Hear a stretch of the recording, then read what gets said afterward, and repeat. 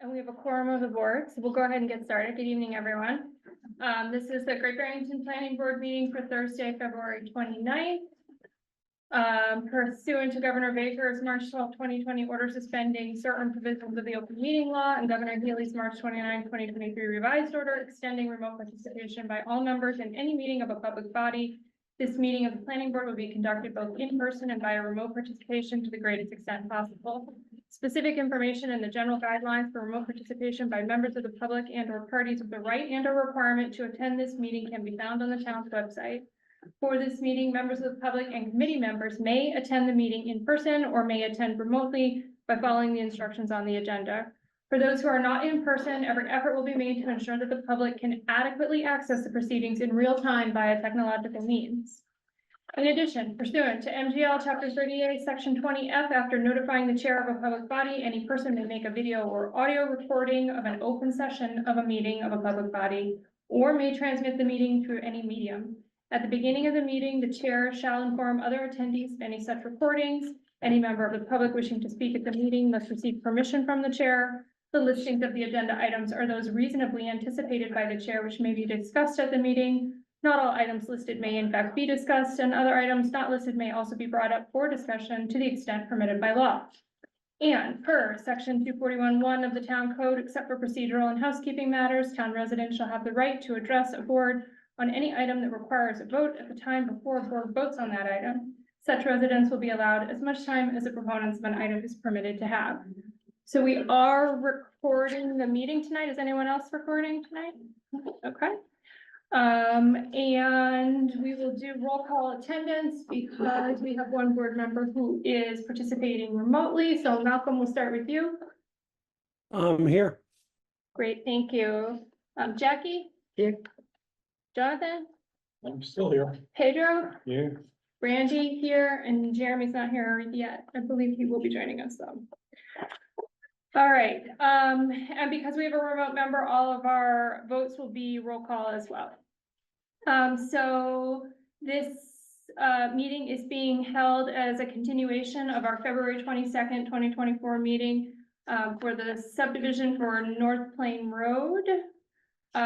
Public hearing for the application for subdivision at 0 North Plain Road, Route 41, map 26, lot 53A on 7.25 acre parcel owned by the Great Barrington Affordable Housing Trust Fund, and for which Central Berkshire Habitat for Humanity is the designated developer of 20 new homes on the site. Subdivision proposes to create the road and infrastructure in accordance with the special permit issued by the Select Board in 2023.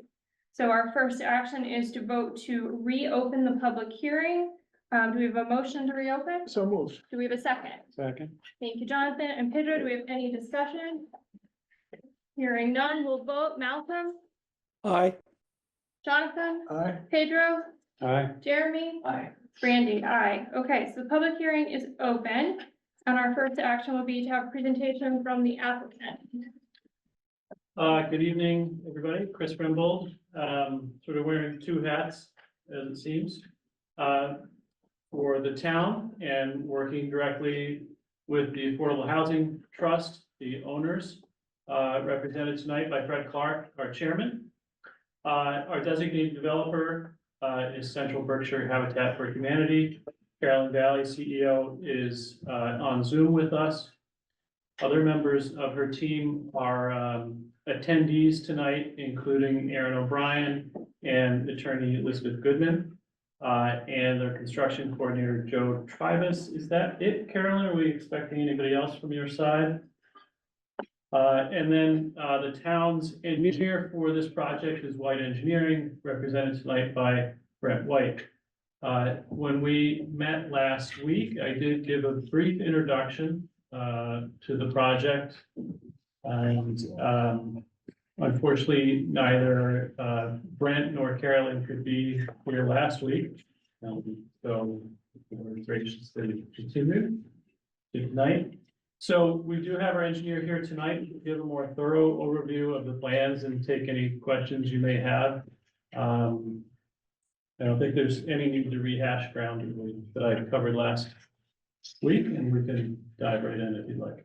Yeah, I think if Frank can just give us an update on the plan and then we can ask questions. Well, first off, good evening, everyone. Thank you again for your time. Brent White from White Engineering for the record. The introduction to the hearing this evening pretty well summarized what we're asking for this evening here. This is the result of, this application is actually the result of approximately 4 years worth of work dating back to the initial feasibility study that was done on this property on behalf of the Affordable Housing Trust in coordination with Construct Inc. at that time. Ultimately, last year, a special permit was granted by the Board of Selectmen for the development of 20 homes on this subject parcel here. And Madam Chair, with your permission, I will share my screen and have a few plans I'd like to review, and then from there, I'd be happy to take questions from the board or other members of our team. Yes, please.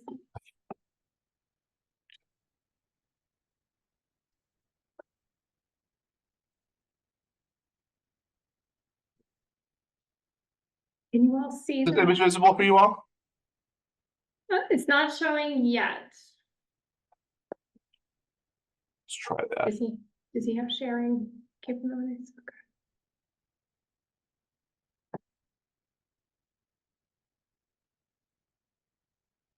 Who's that?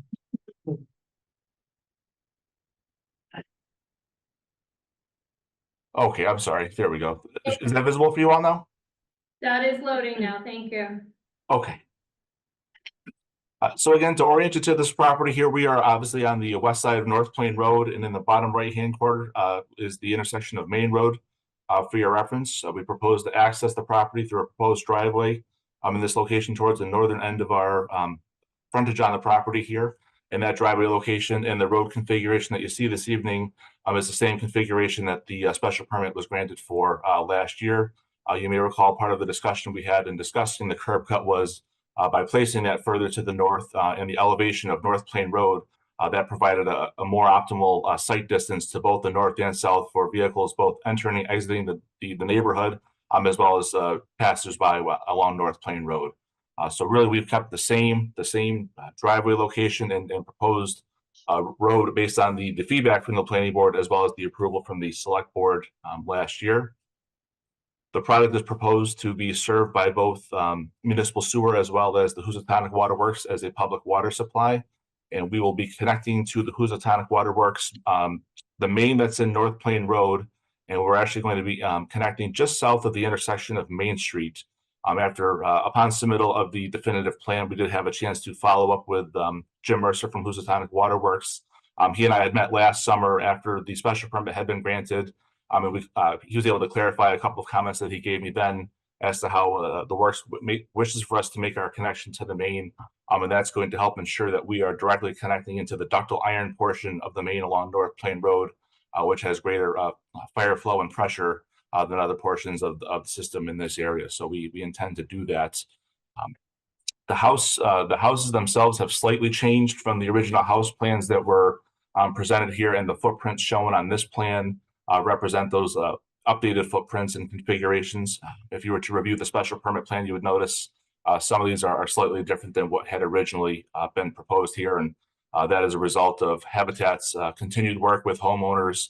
The board may recall there was great discussion about the input that led to the layout of this development here, and this has really been driven by potential homeowner feedback surveys that Carolyn and the Habitat team have done with prospective buyers, current homeowners, homeowners who've moved on for the Habitat program to really understand what is the desired home for them to eventually buy. So a great deal of that input is driven by the proposed layout that you see this evening. With regard to that, get back to utilities here. There's currently no municipal sewer directly in front of the property along North Plain Road, but we will be installing a pump station and connecting to a manhole along Main Street further to the east and southeast of the subject property. We've reviewed with the Department of Public Works different configurations for that pump station. The board may recall when we initially submitted the special permit last year, we had proposed a E1 is one of the vendors. It's a low pressure grinder pump, and it's a system that is easier, in my opinion, to allow future properties to connect to a force main that would tie into the city main. When we put the product out to bid earlier this winter here, as a matter of trying to move the construction process along with the definitive plan review, the Department of Public Works had indicated they wished for the pump station to be built on this subject property to be more consistent with a standard pump station that the town has throughout, so that all the pumps, controls, etc., would be consistent and able to be utilized on this property if there ever were repairs to be made. That is an ongoing discussion with Public Works as it relates to, frankly, the logistics of that as compared to some of the construction cost of the E1 grinder pump. So regardless, we know there's adequate capacity of the sanitary system to connect. We have multiple options which we'll be able to do so here, some pros and cons, but ultimately the pump station installed will be to the satisfaction of the Department of Public Works. The real concept of this layout is obviously each property itself would have its own individual space, and then really the center, I refer to it as a center green here in the middle of the loop, that is really intended to serve as kind of a neighborhood focal point where kids may play, people may eventually, the future homeowners association may set up a small pavilion or benches for people to enjoy here. So it really provides, while each unit has open space surrounding the individual home, that this large contiguous open space that everyone has access to would be hopefully a point that brings people together within the neighborhood. One of the items that I know is of concern for the board here is with respect to illumination of this area here. So if I'm going to scroll now, actually, let me take a step back before we get into lighting here. We've talked about there's really two different styles of home. There's going to be ranches as well as modulars that will be built. And this will be a phased construction as it relates to the homes to be built. We've numbered the homes 1, 2, 3, 4, and then we go in a counterclockwise fashion all the way up to number 20. And the intention is that the first phase, in an ideal world, we will be issuing an addendum in the very near future to the construction bidders to eventually award a contract, clear the site. But the goal would be at some point this summer that house sites, from number 13 through number 20 will be the first homes constructed in the first phase, with the goal of being close to a certificate of occupancy, or having infrastructure in place and the ability for certificates of occupancy to be granted, towards the end of this fall. That's our desire, with the second phase being immediately afterwards for the homes along the northern portion of the property and along the entrance to North Plain Road.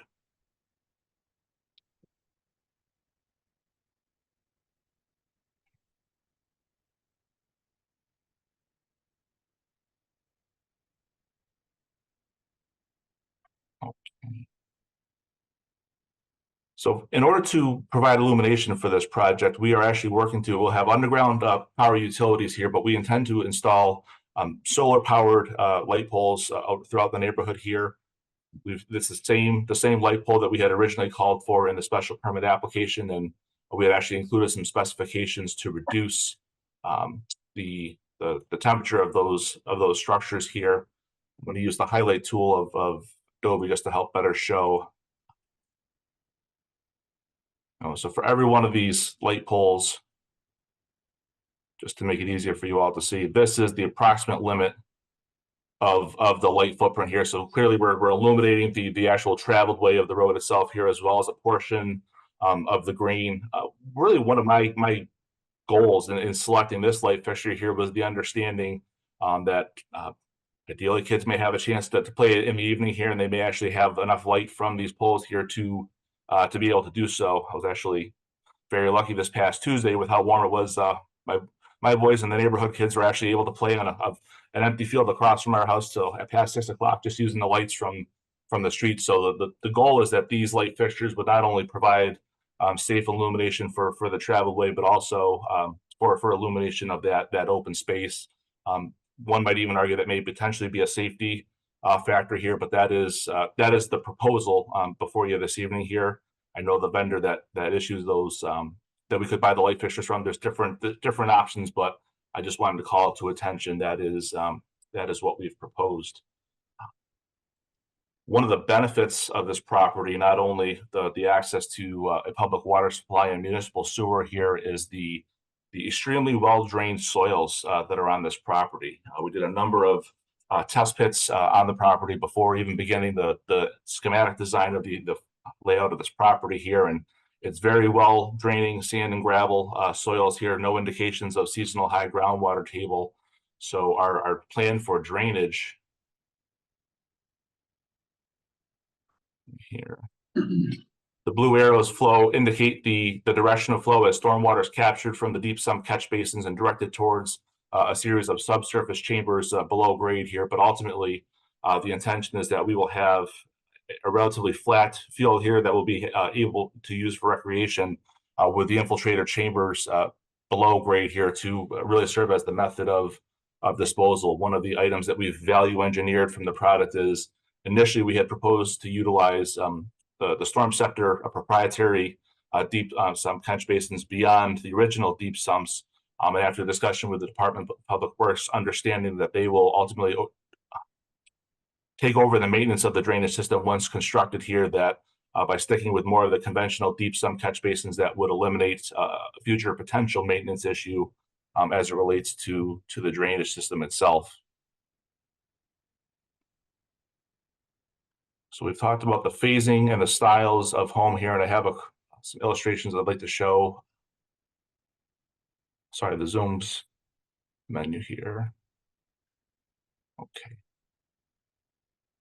So this illustration was prepared before we finalized our site plan, where we show the driveways askew from the house here. The cars won't necessarily be proposed to be parked in front as these images show, but they do give you a better representation of the style of home that will be constructed throughout this proposed development. Ultimately, as a part of the development of this neighborhood, a homeowners association will be established. I know Attorney Goodman is on the call, may be able to speak in greater detail than I can at this point. I think the general concept is, as the project moves forward, the town of Great Barrington will continue to own the land. The homeowners association will enter into, I believe it's a 99-year master lease with regards to establishing the association, the final covenants for that, and that ultimately each unit, each home that is sold will be sold to individual homeowners here. This is not a co-op per se, where there's joint ownership. Every homeowner will own their individual structure with a lease in place and a use agreement in place between the homeowners, the individual property owners, and the homeowners association for maintenance of the lawn, plowing of the driveways, and then ultimately the town of Great Barrington will retain ownership of the road, the drainage system, the sewer system, and then the Housatonic Water Works would maintain ownership of the water supply lines to the home, and then individual homeowners would maintain all of the utilities within the house itself.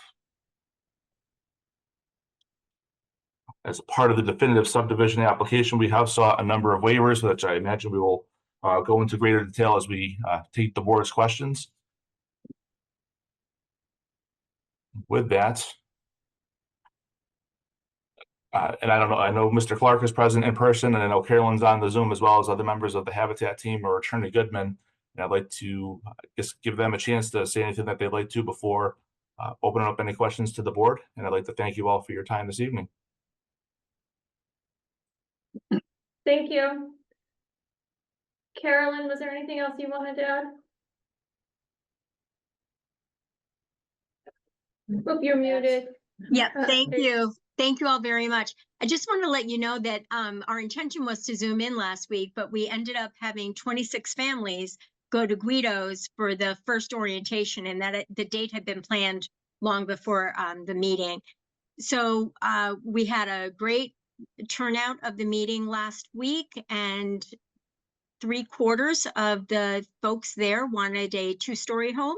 The rest wanted ranches. So we have a really good indication of what is necessary. We have applications already starting to flow in. And the project is being very well received by the community in terms of what they're looking for and how much they want the project to get going very quickly, because many of the stories that we heard of how expensive it is for renting and how it is impacting their families were really heartbreaking. And some of the living conditions people are living in right now were really eye-opening. So we appreciate your effort and moving the project forward so we can get the families in. Thank you. Elizabeth, did you want to add anything? And if we could also make Joe Tribus, our construction manager, available in case you have questions. I don't think he's admitted as a panelist. Thank you think- so much.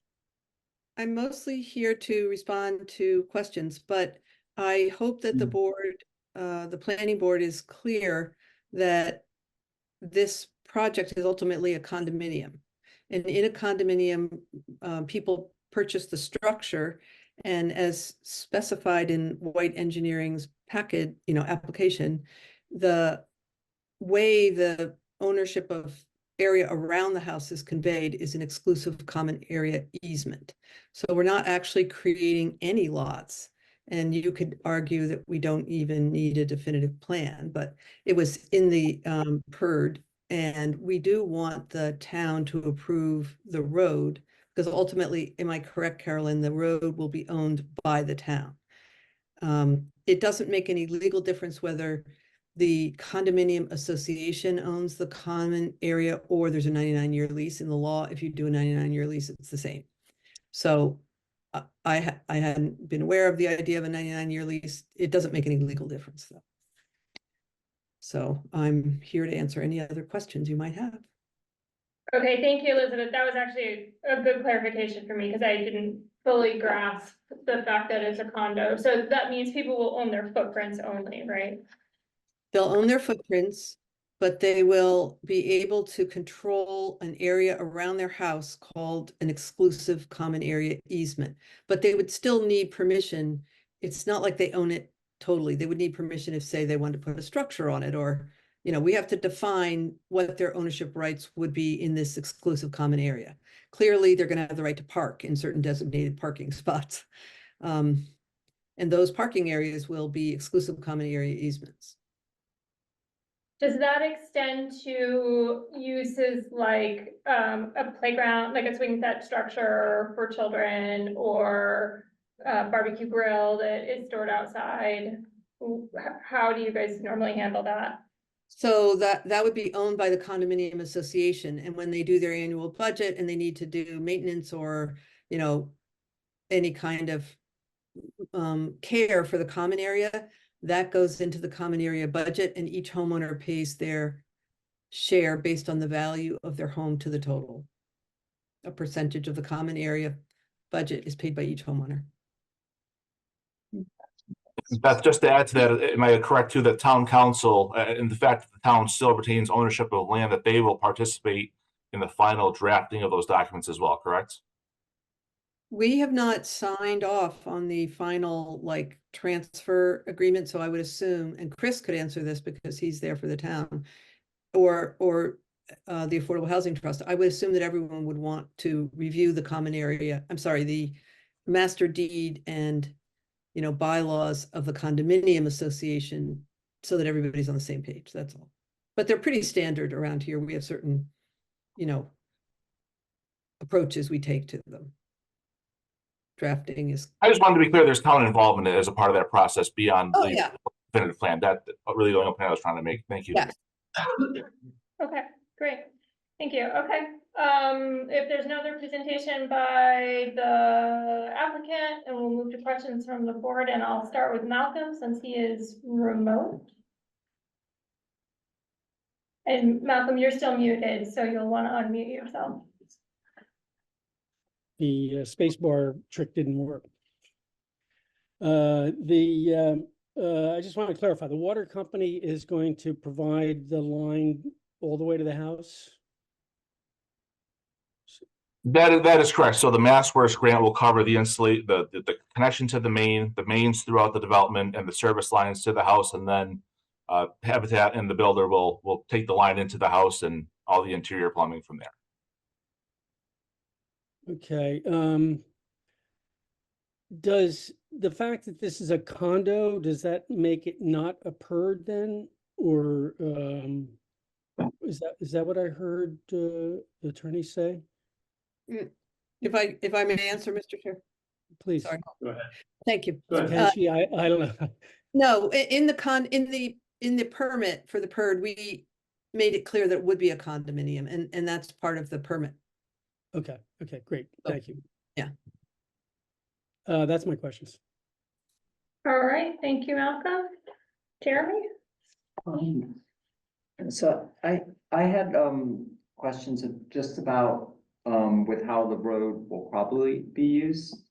What kind of I mean, I know it's gonna be tight corners, but are there any sort of speed controls on it?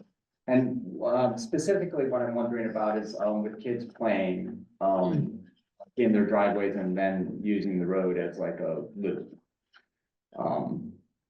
And then also in crossing the road to go to the open space in the middle. So we do not have any specific speed bumps proposed as a part of the road acceptance here. You may recall there was actually discussion when we were before the board last year with regards to the road, sidewalks. Do we not have sidewalks? And what we ended up doing was widening the road. Once you enter the property, the road itself is actually wider throughout there to provide more space for people to walk and for vehicles to pass. And I think there's also some advantages for the snow removal efforts by having that portion of the road wider here. But our intention would be to keep this as neighborhood feel as possible here. So we're not intending to imagine Carolyn, I don't know if the association would put signage up or what may be here, but there's no intentions at this point to, for instance, construct a paved speed bump in the road here, but we don't have anything planned currently as a part of that.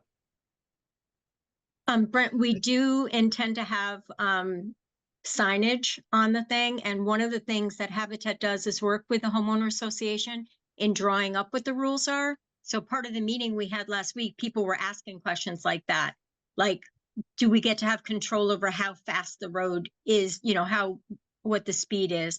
And much of those questions really centered around how they want to function as a community and as a neighborhood. So I think that there seems to be a lot of thinking about how do we live together in this community. So I think that there'll be a lot that goes into that, but there definitely will be signage. And just to follow up on that, how does that work when the town takes, because the town takes over the road, right, at some point? And then what is the, like typically, what would the association's role be in after? Like if they want to make changes, is it just some sort of negotiation that they have with the town? What do you mean make changes after? Well, let's say they decide they want to put speed bumps in. They can't. They You can't have to because work with the town on because that, it's a like town. any other neighborhood Yeah. in Great Barrington or Okay. Housatonic.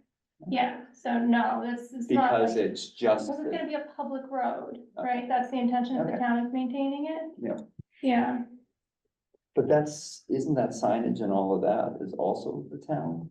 typically, yes, but you know, I mean, I think if you've got a good neighborhood association and everybody cares about the quality of life and they know their kids are playing in the street, you know, you can say to like, you know, Susie down the road, hey, I saw you zip through, do you mind slowing down a little bit? Right?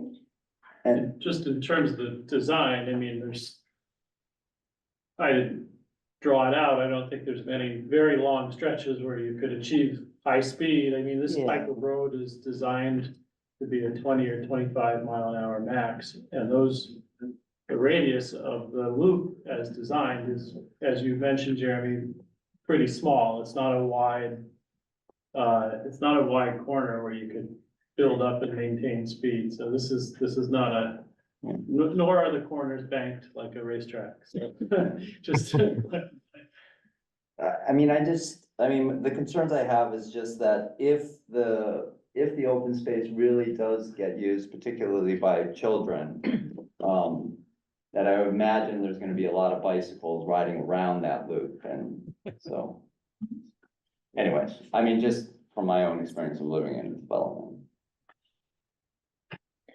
And then, I think speeding is a perennial problem, like in Yeah. every neighborhood. I don't Yeah. know that there's a neighborhood here represented that hasn't complained about speed in their neighborhood.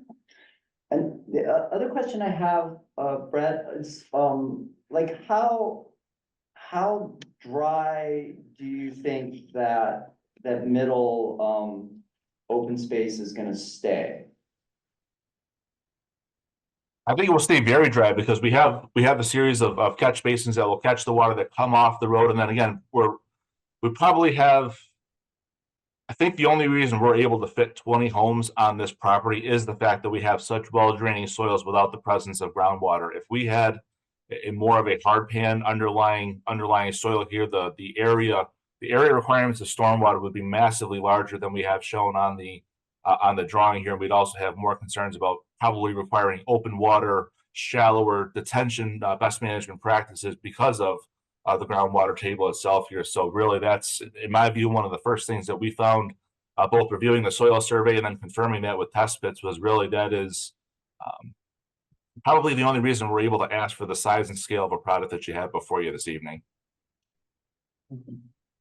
And that's very consistent along North Plain Road. You will, I don't know that I've ever seen a single raised septic system, which is an indication of high groundwater table there. So I think that's just a further verification of that. And I didn't state it in the introduction here, but I just wanted to verify both when we submitted the special permit last year, as well as more recently, the Conservation Commission has verified that there are no wetland resource areas, priority or estimated habitats, floodplains, or any other wetland resource area that impacts our ability to build on the land. And Anything else? yeah, and then typically, Brett, do you see that like over time, once there's a lot of like use of the property, that the soils maintain that kind of, that they still drain, they don't get compacted from being, played on? No, in this case here, one of the benefits of this is actually we're able to, by default of how the construction will occur here, there will be, in my view, very little compaction of that area here. One of the things that we could consider, if you're specifically concerned about the chamber area, is to have that flagged off as a part of the initial construction staking. Obviously they will park vehicles along the edge of that road here, but in terms of your concerns of preserving the porosity, thankfully the underlying soils lead the fact that they have very little compaction as compared to more of a sandy loam or silt loam type of soil here. And again, based on the amount of space and the fact that the homes will be built on the other side of the road itself here, I expect there to be minimal vehicular compaction of that, and then certainly recreational use of that here, especially non-motorized recreational use, would have really no impact on compaction or the ability. The greatest thing will be, in this case here, just a constant maintenance of the deep sump catch basins, which the Department of Public Works routinely does already as a part of the town SWIP. So in this case here, fortunately, we have a relatively small road area, relatively low sediment load that will be going into the catch basins.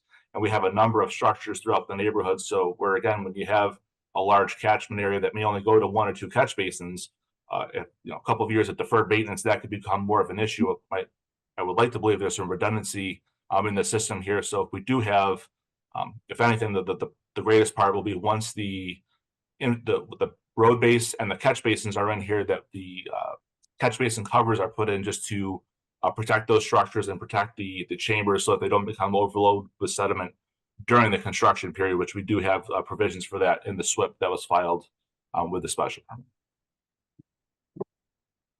Thank you. Thank you. Jack, do you have questions? The questions I have relate to lighting, but I think you might be talking ahead. about that. No, I'm just trying to imagine what it's like at night and whether you have a lot of light in that one central space in front of all these houses. Because I know I've lived in a house with a nice, wonderful light that lit the corner and this, that, and the other, but it would come in, you could never turn it off. You'd always be asking for re-angle it, so it's not going into, reflecting into my bedroom, that kind of thing. So I'm seeing that out there. I'm wondering if there's strategies to deal with that. Also, dimming it at night. I really don't know how to solve the problem, but I know I see them and I'm flagging it as a concern. Sure. Brent, can you expand on the lighting just a little bit? I'd be happy to. So the first and foremost, the fixture that we've proposed here is not your typical municipal co-roof style light that's set up 25, 30 feet above the paved road. Here we've got a very minimal height. I have to verify the exact height that I believe is 15 feet. So pretty minimal height to start with. And again, that footprint that we've shown, that came directly from the manufacturer to show at a 0.1 candle what the limit of the light footprint would be. So again, it's getting the full traveled way here, but it's not shining up to everyone's front door. If anything, I think the association may have their own requirements in terms of the actual light fixtures that are put on someone's front door or on the porch to alleviate that concern here. So I think really what we've proposed, and the association will take ownership and maintenance for it, it will not be National Grid, is their solar power, their downcast, their minimal temperature lights to be able to, again, illuminate the roadway, help to illuminate portions of that center area, but not cast into people's actual front yard or certainly up onto their porch. Thank you.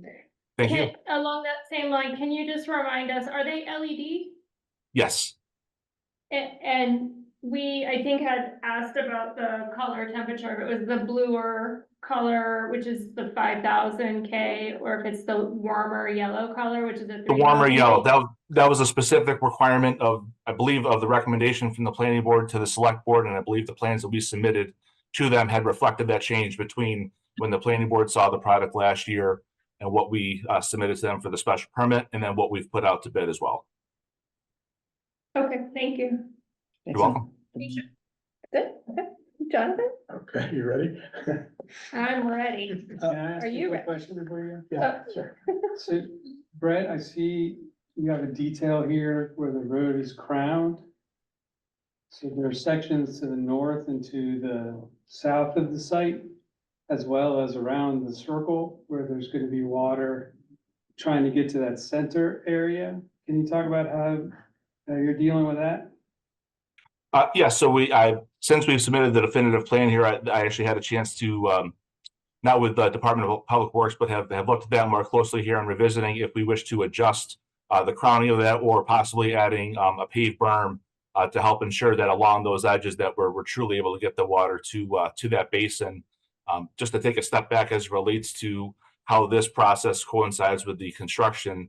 So we've submitted a construction bid package out. Contractors have plans here. We received questions back from the contractors, as well as feedback from the Department of Public Works. Our intention was at the conclusion of this process to be able to issue an addendum, anything that would address concerns of the board, as well as those from the Department of Public Works, where we might be able to make any last adjustments to the plans here, as well as adjustments to that. So I have a feeling we will likely include a paved berm and portions of that inner circle to ensure that there's no question about the water reaching the actual structure itself. It's relatively flat site, thankfully. We don't have any real steep roads that are portions of road leading to a structure itself here, but that is something we're actively looking at as a part of issuing an addendum. So you don't have anything final on it now? You're going to issue an addendum? Is that what I'm hearing? That is correct, yes. Okay, thanks. Can I build off of that question? So I'm not sure I'm satisfied with that answer, Brent, and so let me just try and clarify. So Sure. Right now, your cross section for the road is a crown, which means there's a high point in the middle, right? Yes, correct. And that means that water that falls on that crown either flows towards the houses or towards the center area. Correct. You're talking about providing a paved berm on the house side or on the interior circle side? I'm looking in both locations, to be honest. I think the inside would be the discussion that we had offline. I think the concern would be the center of the crown towards that center island there. Having a berm in place would ensure that the water does not pass over onto the grass and will be retained within the actual right of way that the town will retain ownership of and be directed to that catch basin. May I ask, why not just have a monoslope road pitched in one direction? And if you need to have then a wing curve or something, which is just an angled curve, to make sure you've got capture into your structures, then you don't have to worry. I think we're worried about water being impounded on the home side. If it's shedding off the road to the edge of the roadway, and there's some low spot or settlement, or we have one of those crazy gigantic rainstorms that we've been having, or we have one of those big rainstorms in the winter when the ground is already frozen. Sure. We had that twice this winter. So I think that's the thing Pedro and I are talking about is can that road and that driveway drain to a place where that water is actually gonna be captured in your basin? Does that make sense to you, Chris? I understand the point. I guess what I was trying to suggest is we're happy to look at any alternative, whether it's just a super elevation or a paved berm that would help ensure that in both directions that the water is truly able to reach all the catch basins as we've already laid them out, and everything you've described, in my view, would not materially change the actual quantities or the construction methodology here. So I think we would easily be able to revisit that point based on your feedback this evening. Yeah, I mean, the intent is not to add cost to the project by requiring curb everywhere. It's more like, how can we make the site work better so that the infrastructure is more efficient? I think it's a great Yeah. point. I think as designed, Brent, you have catch basins on the interior of the loop. And so why not shed everything towards the interior rather than grounding it out towards the home side? So that's something to look at. Sure. Happy to. Thank you. Jonathan? Don't worry, I have follow-up questions after you. If we get through it tonight. No, we're getting through it. First of all, Brent, can you show us where the common area is? You have a Yes. plan that shows the common area? Yes.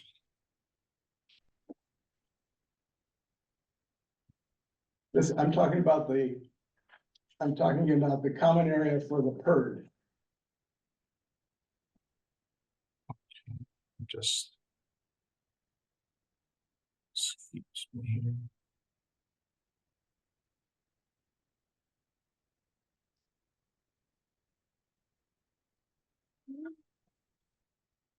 So is this sheet visible for you all? Yeah, Yeah, So just for reference, so this plan prepared by BEK Associates, this identified just in terms of ownership. This is the proposed road layout. That is land that will be retained by the town of Great Barrington. Then all other land will be a part of the homeowners association. And then this diagram helps to better show really where the houses and driveways will be, and that really all other areas will be subject to that common area agreement. well, that's not in keeping with the bylaws. As the bylaw says, it looks like those are yards. These are yards, and then we also have obviously the center island that is owned by everybody.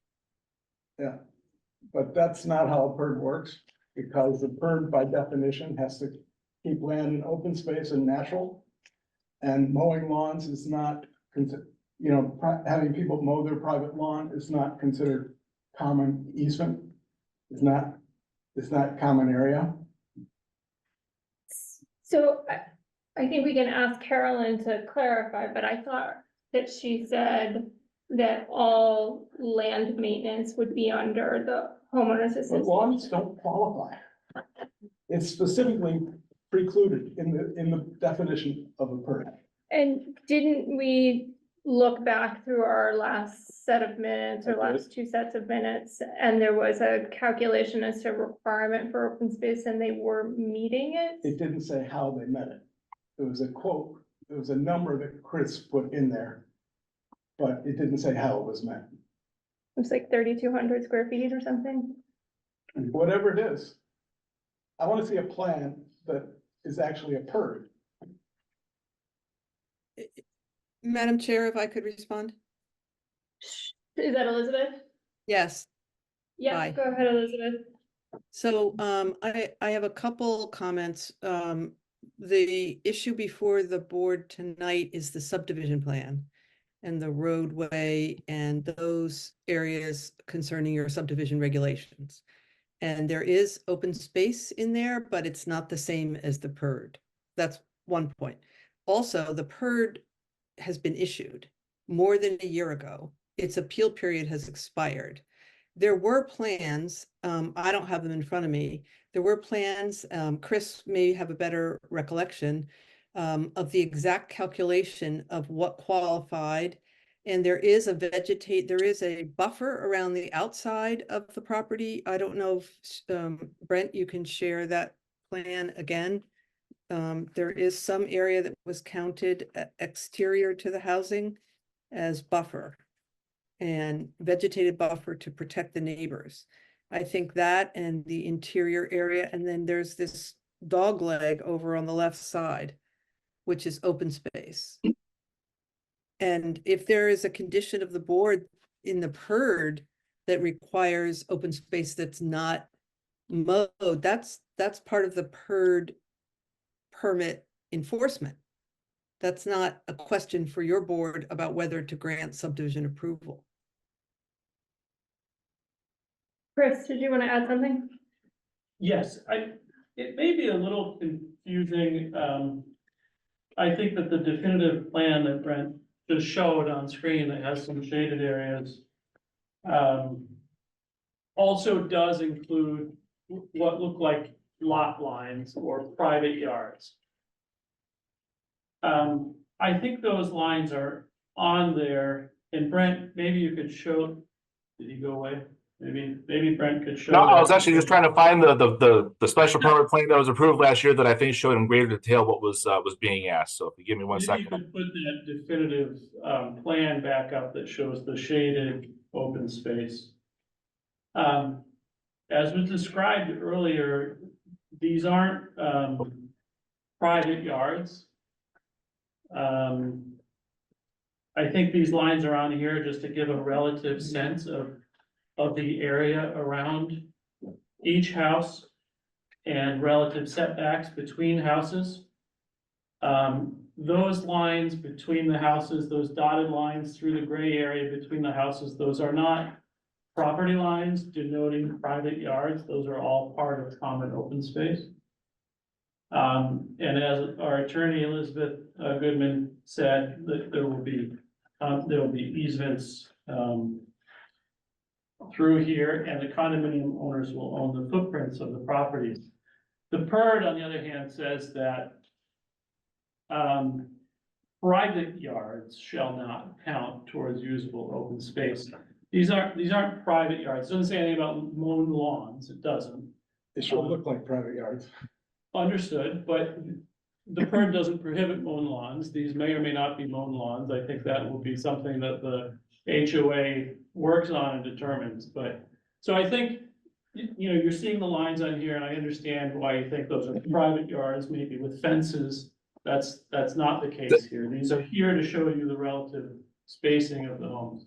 And the purpose of that was actually just to demonstrate that per the PERD, that each individual house site would have, I believe, 3,500 square feet per dwelling, separate and aside from the dedicated open space. So that was to show that, again, essentially we had enough land mass to handle that, and that was the basis for the PERD special permit last year. Pedro? No, I was just going to say that the land in the PERD shall remain in common ownership, but they're going to be granting easements. Right. It will be in common ownership. But they'll be granting easements to the land, so everybody could use their land differently.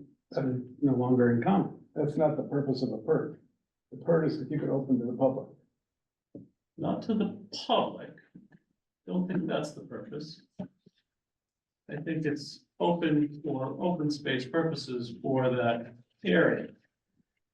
Not necessarily for the public. Well, Are we voting on a PERD?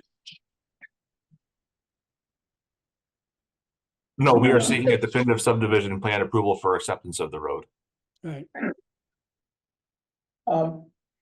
Another suggestion I would make is that I think for this common area to be at all useful, first of all, I think it would be good to have a path.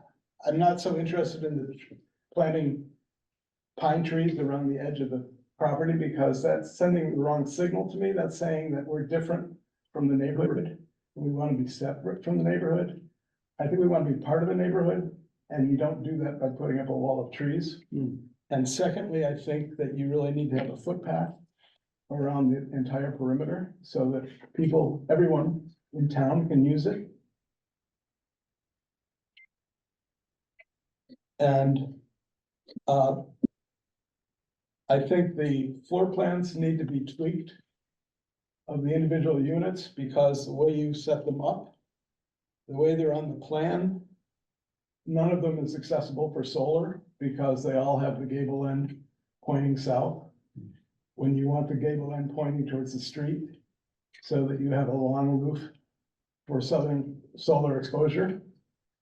And I would love to see a front porch facing the street, where people can actually go out and sit and talk to their neighbors, maybe, if you ever see a neighbor who's not in his car. Could I just ask for a clarification on that point? I agree with you about the houses and the orientation. I'm concerned about, houses not having an orientation towards the street to like create that neighborhood feel, and to do at least want to say Brandy, door facing the street. one is 24 feet, the other is 22 feet. It's not gonna make a difference. So if you turn the gable end towards the street and put a front porch on it, it's the front door.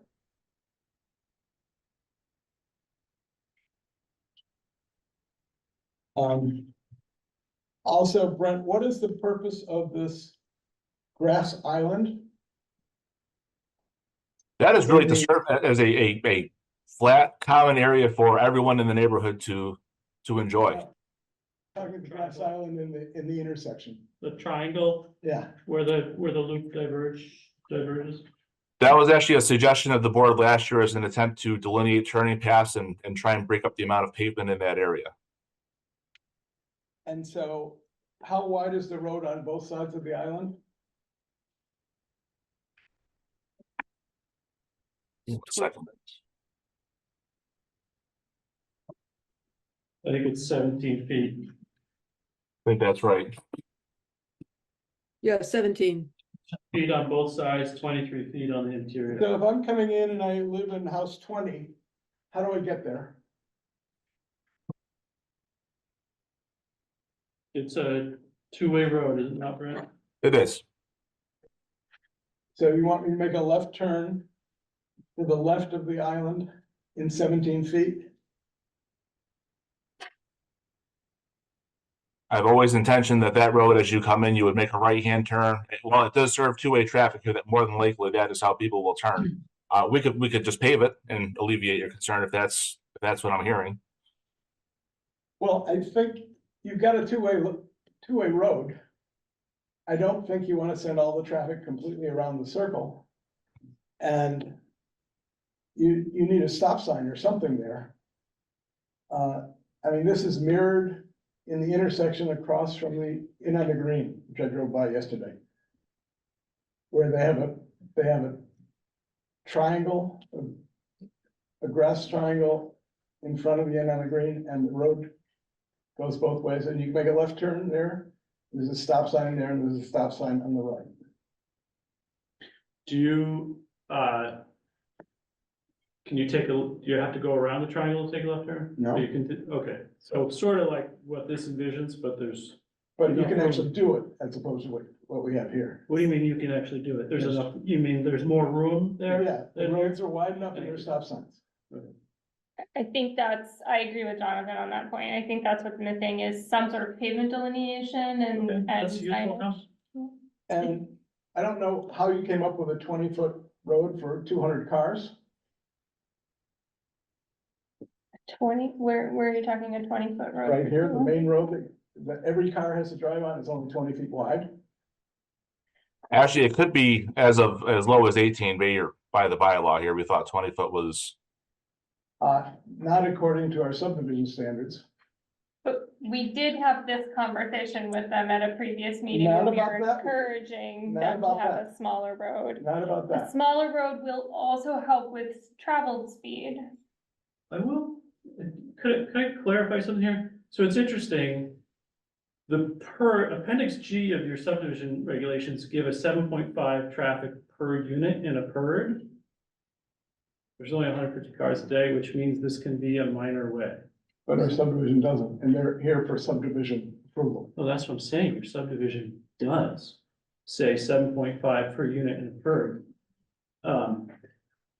For a conventional single-family home, which this is more like, it is 10 units per home. Right. So the subdivision standards are not clear. Right. Technically, by the standards, this could be lower. We're proposing it to be 20. It could be wider. I think it would be way overbuilt for that purpose, but Well, you've got 200 trip ends, you're saying? Is your Or estimate. 150 by your other standard. Which is in the regs, appendix G. I'm just reading the application, and the Okay. application says 200 trip ends. And also, talk to me about the school bus drop off there.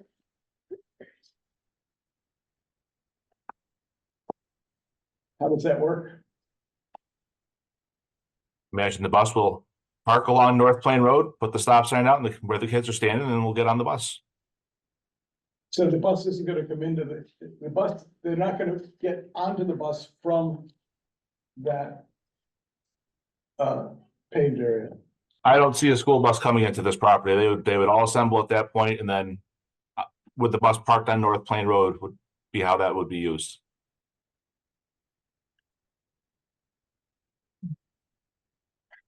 Okay, so the bus would pull over, but he's gonna pull over, the bus is gonna pull over in the intersection Correct. of the road to load the kids. But the lights will be flashing, I'm sure. They stop on the street. They stop all traffic with them. Yeah. Have an arm. It was confusing to me as well. But I don't think So that's, the bus can be is inside the there. space you're showing intended to be a space where kids can queue or parent could queue if they had kids in the car? Correct. Is that what the intention is? Okay, I think that just wasn't clear on the plan. And just if I may go back to for a second with regards to the grass island here, the genesis of that, like I said, was an ongoing discussion. Personally, I'm not married to that. I think if it were all to be paved, that's a relatively small area. If that becomes more of a concern for the definitive, if as a part of the definitive plan approval, the board will to say eliminate that grass triangle, I don't see any opposition to that. I don't think we initially had proposed that in the original special permit application here. So as this discussion has evolved, if that becomes more of an area of concern here, I would say that's something I think we could address. Brett, can you refresh our memory why that's not just a T, why it was a big Y? Because I do remember the conversation we had several months ago, and we were just like, why do you have this great big huge like paved Mhm. apron? Probably fire engine. If you look around town though. No, as a straight T, I don't know if you could, what that radius was, Brent, maybe that's why you designed that.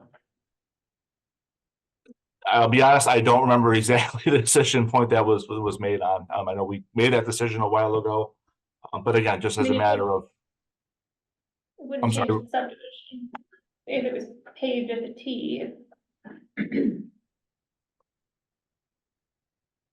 Can I go on? You may. Okay, I'm on to sheet 1 of 7. We propose site development plan. And first of all, is I assume the propane tank is gonna be buried? oh, yes. Okay. And help me out here, Brent, because I'm a little confused. I look at the plan and I see what seems to be a storm drain, and then I look at the legend and it says it's a water supply pipe. Which is right?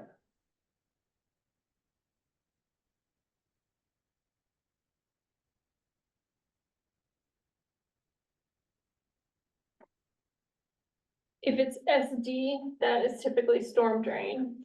And there's a Read the W legend. line. I see. It's a typo, Jonathan. I don't think that that's super helpful. If you've got a list of typos. Randy, I that's think called a change order. Someone's gonna bid this and understand they're gonna use it's that. called if you've got a list of plan edits like this, I would really like it if you could share those. I don't think that that's helpful for this discussion though. What is the purpose of a 2-foot stone boulder wall? Purpose of that is to retain the grading of the backyard here and not fill all the way up to our property line. That's the purpose of that.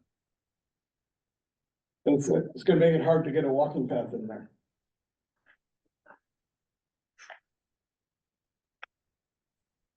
I don't know how the association would feel or not feel about a walking path in their backyards. And Carolyn, I might ask if that's something that's come up as a part of any of your neighborhood discussions? Well, actually, it came up with the abutters who actually voted down us having a walking path around the property. I had suggested that to the abutters on several occasions, and they did not like the idea. They also did not like us not having trees around the property. So a lot of the external pieces of the property were actually based on feedback from the abutters. Thank you for sharing that. Do you have more, Jonathan? Yeah, I got one.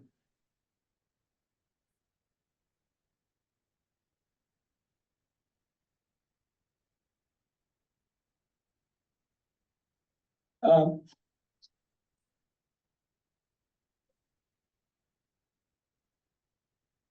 If the central green, as you're calling it, or central common area, whatever you're calling it, is going to be used as a playground for kids, I would suggest you get those catch basins out of there.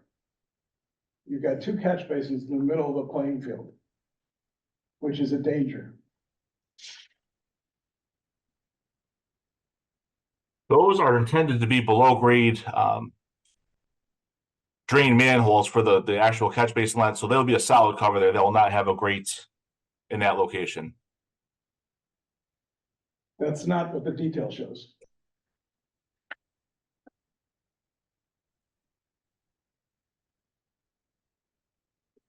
Well, I will revisit what cover we use in that location.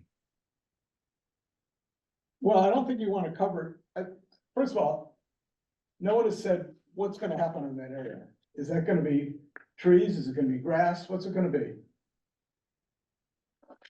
At this point, we're intending that for it to be simply grass here, and I think Carolyn, as the homeowners actually become eligible to become homeowners and the association forms, they will determine what their priorities for the use of that would be.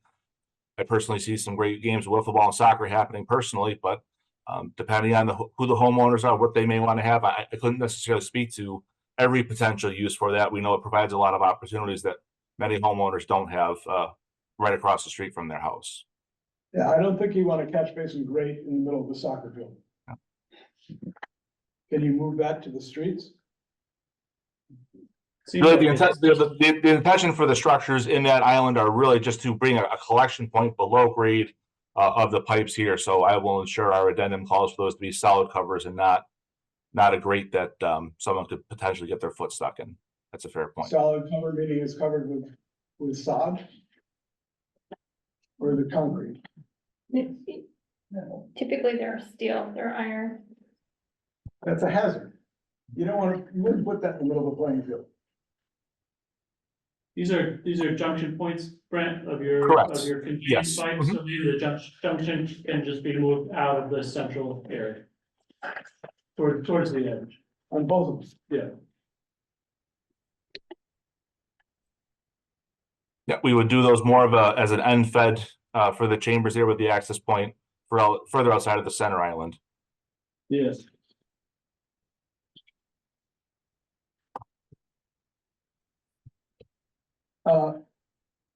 On sheet 2 of 7, which is ostensibly the landscape plan, you've got a planting list of probably 20 plants with no indication of where they're going. How does that work? I apologize. I missed the second half of your question. If you want, please repeat that. On the landscape plan, you've got Yes. a planting list of 15 or 20 plants, which are all presumably non-invasive, but it doesn't say where any of them are going. Usually landscape plans show where plants are going. We actually make reference to the perimeter of that, and I know that's actually a potential point of discussion here. I know Carolyn had identified the neighbors would prefer to see us plant the outer buffer that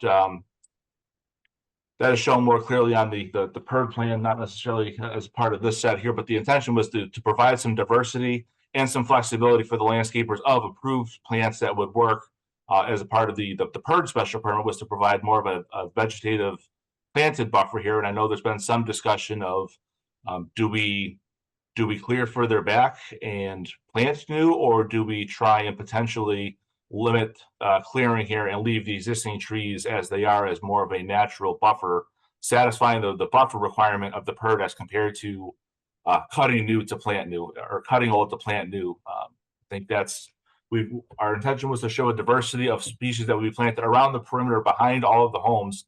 That's the intention of that planting list itself there. And I know from some discussion here that there may be a desire to see, rather than planting new, a tightening of the limits of clearing to preserve more of the natural vegetation.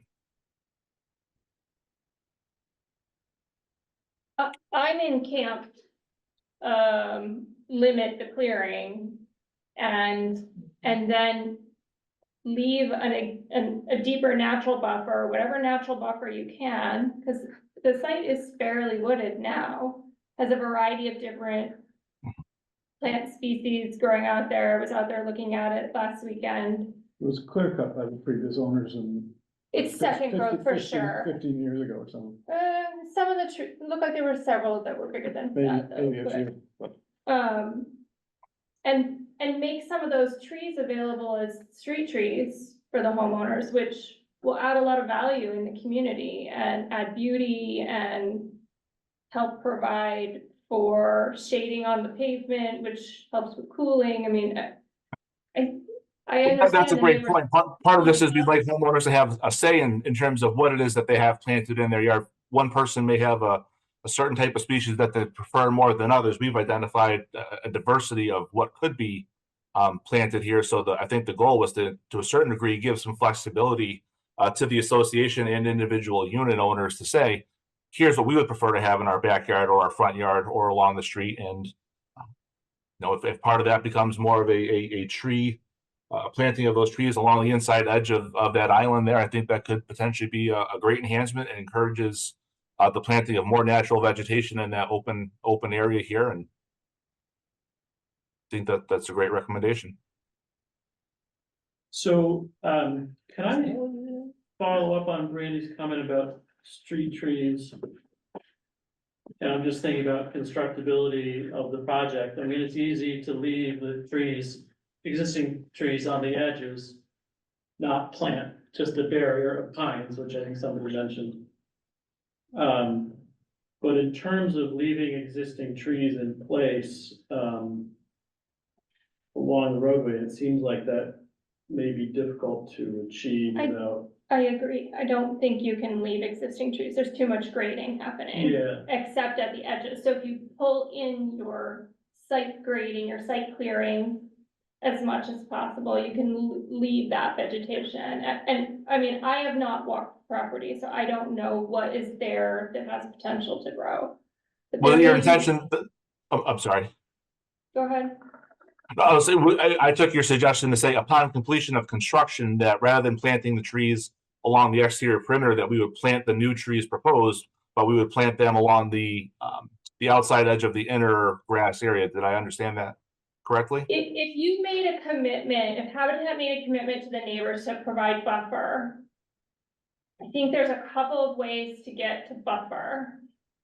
One may be to reduce, don't clear right up to the property line.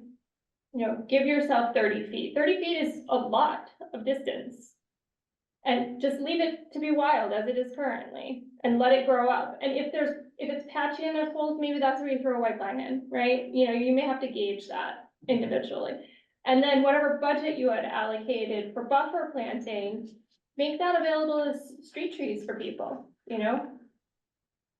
Think about neighborhoods where there are mature street trees and like how much people value those trees. Think of the fact that, kids buy their moms a tree on Mother's Day and then, in 50 years, it's this gorgeous old oak tree. So think about that because you're building a community, you like want people to really have roots there. And that is actually roots, right? So I think you can be a little bit, again, more efficient about how you're prepping the site to preserve some of what might be good there now to achieve the goal and the commitment you made to the neighbors, but then still have resources to add something to the front yards. We're always trying to get the tree committee to do stuff like that, right? Okay. Like, And I want to see street trees too. There's not a single street tree proposed. I want to see street trees as part of the subdivision approval.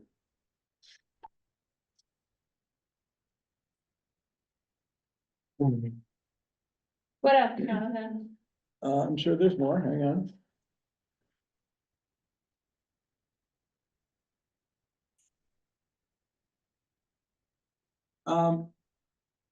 The holding tank that I guess predates the, is upstream of the pumping chamber. Has a proposed vent with a carbon filter, it says. Is that gonna cause, issues? Really, the intention of the carbon filter is to avoid any issues and to take a step back to our earlier discussion or my earlier presentation here. As part of the overall process of constructability, construction budget processes here, I think there's going to be a separate discussion from this process here with Habitat and DPW to potentially try and revert back to the low pressure grinder pump, which would not have a spraying event to grade here as a means of trying to reduce the overall cost of construction of this project here. So it's very possible that any further modifications that this may see that pump station may very well revert back to the low pressure grinder, which would not have a vent in that location. But if we keep the traditional pump station here, then we would have a charcoal filter on that vent. Under either scenario, Brent, that will have to have a backup generator and the propane Correct. tank, right? Yeah, so just Jonathan sees it. So my, in the comments I had submitted to you earlier, I think once you know what that system is, our ask is just that you tighten up that footprint to the extent that code will allow, and then Sure. provide some screening around it. Just again, to respect the neighborhood and provide for an aesthetic that everybody's gonna wanna have. The footprint of the pump and its accessories. The pump what you mean? station, there's a pump station, a transformer, a generator, and a Controls. propane tank. Mhm. They have, and control panels, yeah, and so they all have components that are gonna be above grade. They're all generally fairly unattractive. They're kind of right there at the first entry point of the subdivision, so like to the extent it can be screened or cited in a way that is both code compliant and somewhat screened, I think will be an asset to the community. Agreed. And in terms of the lighting plan, one of the streetlights is actually illuminating house number 4.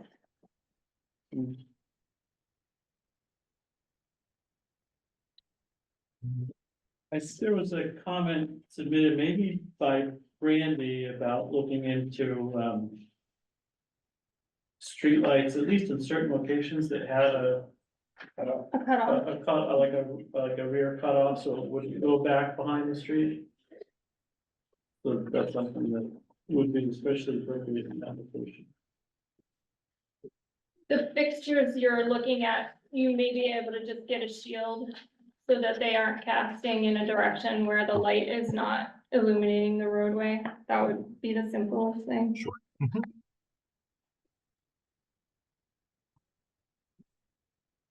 And your details on sheet, your detail sheet 1 of 2. First of all, you're showing 2 construction entrance details? I think one where the old roadway is and one where the new one is.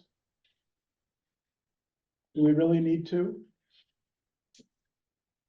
Our intention with that was to understand that the initial mobilization here will likely utilize the existing road that's there, and the goal was to show, really to require any contractor, whether they wish to cut in where we propose the road alignment and use that as their main access, or if they wish to initially mobilize using the old logging road that is there, that we have a tracking pad to avoid any spoils tracking onto North Plain Road. So that was the intention for that.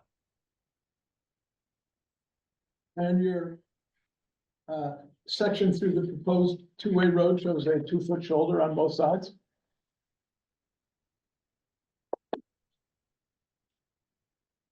which I'm not opposed to.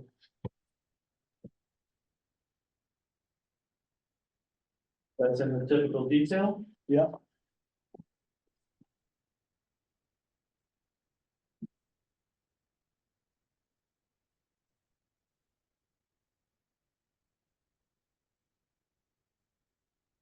Jonathan, which sheet were we on? I'm sorry, I couldn't. He's Is that above? on, your detail sheet, 1 of 2.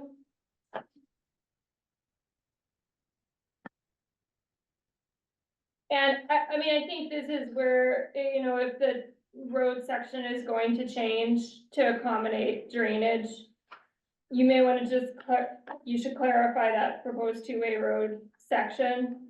And if you're gonna be showing a wing curb at a singular sloping roadway, you'll want that to Understood. match. Agreed. Right?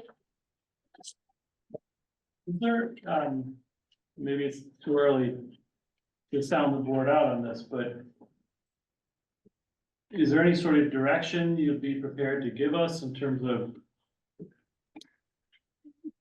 I mean, personally, I think for a low-speed, small residential subdivision, the narrower the road can be, the better.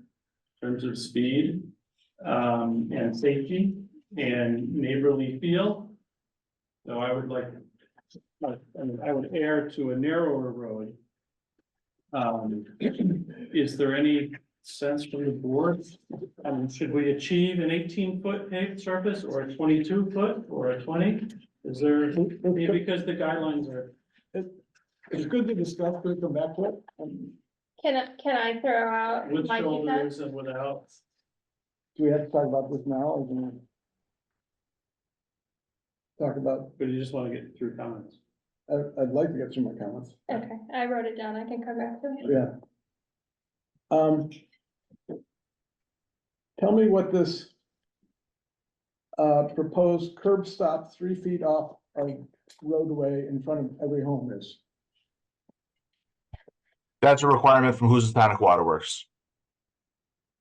And what is a curb stop? That's will shut the water off. Ah, okay. So it's a stop that's often It's- found in the vicinity of the curb, but it's not actually the curb. Correct. Okay. If you don't pay your bill, they can go Yeah, and check your water. I get that, I get that. So you're looking for a curve. Yes, there is no curb. Should be behind the curb. Yeah, all right. I'm only asking questions here. No, that's fine. Um,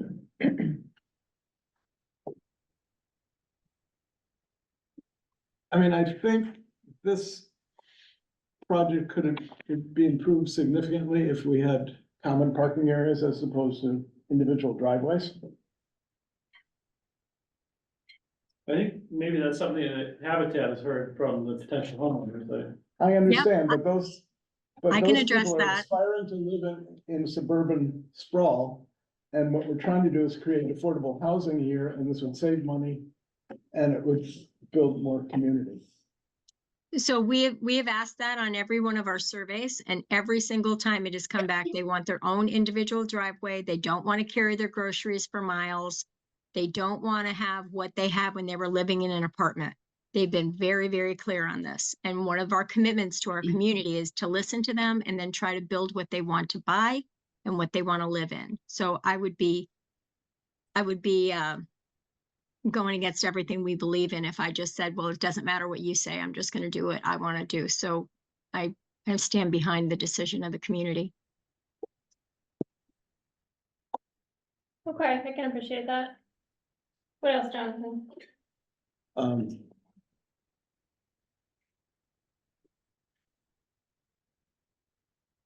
Somebody that's good, I'm sure.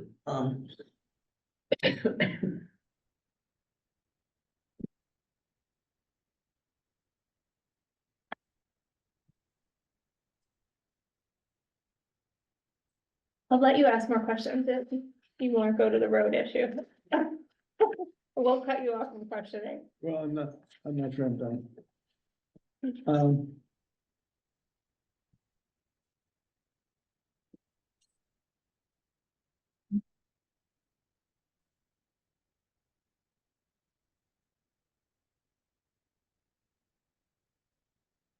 definitive plan is supposed to show the phasing, but it doesn't.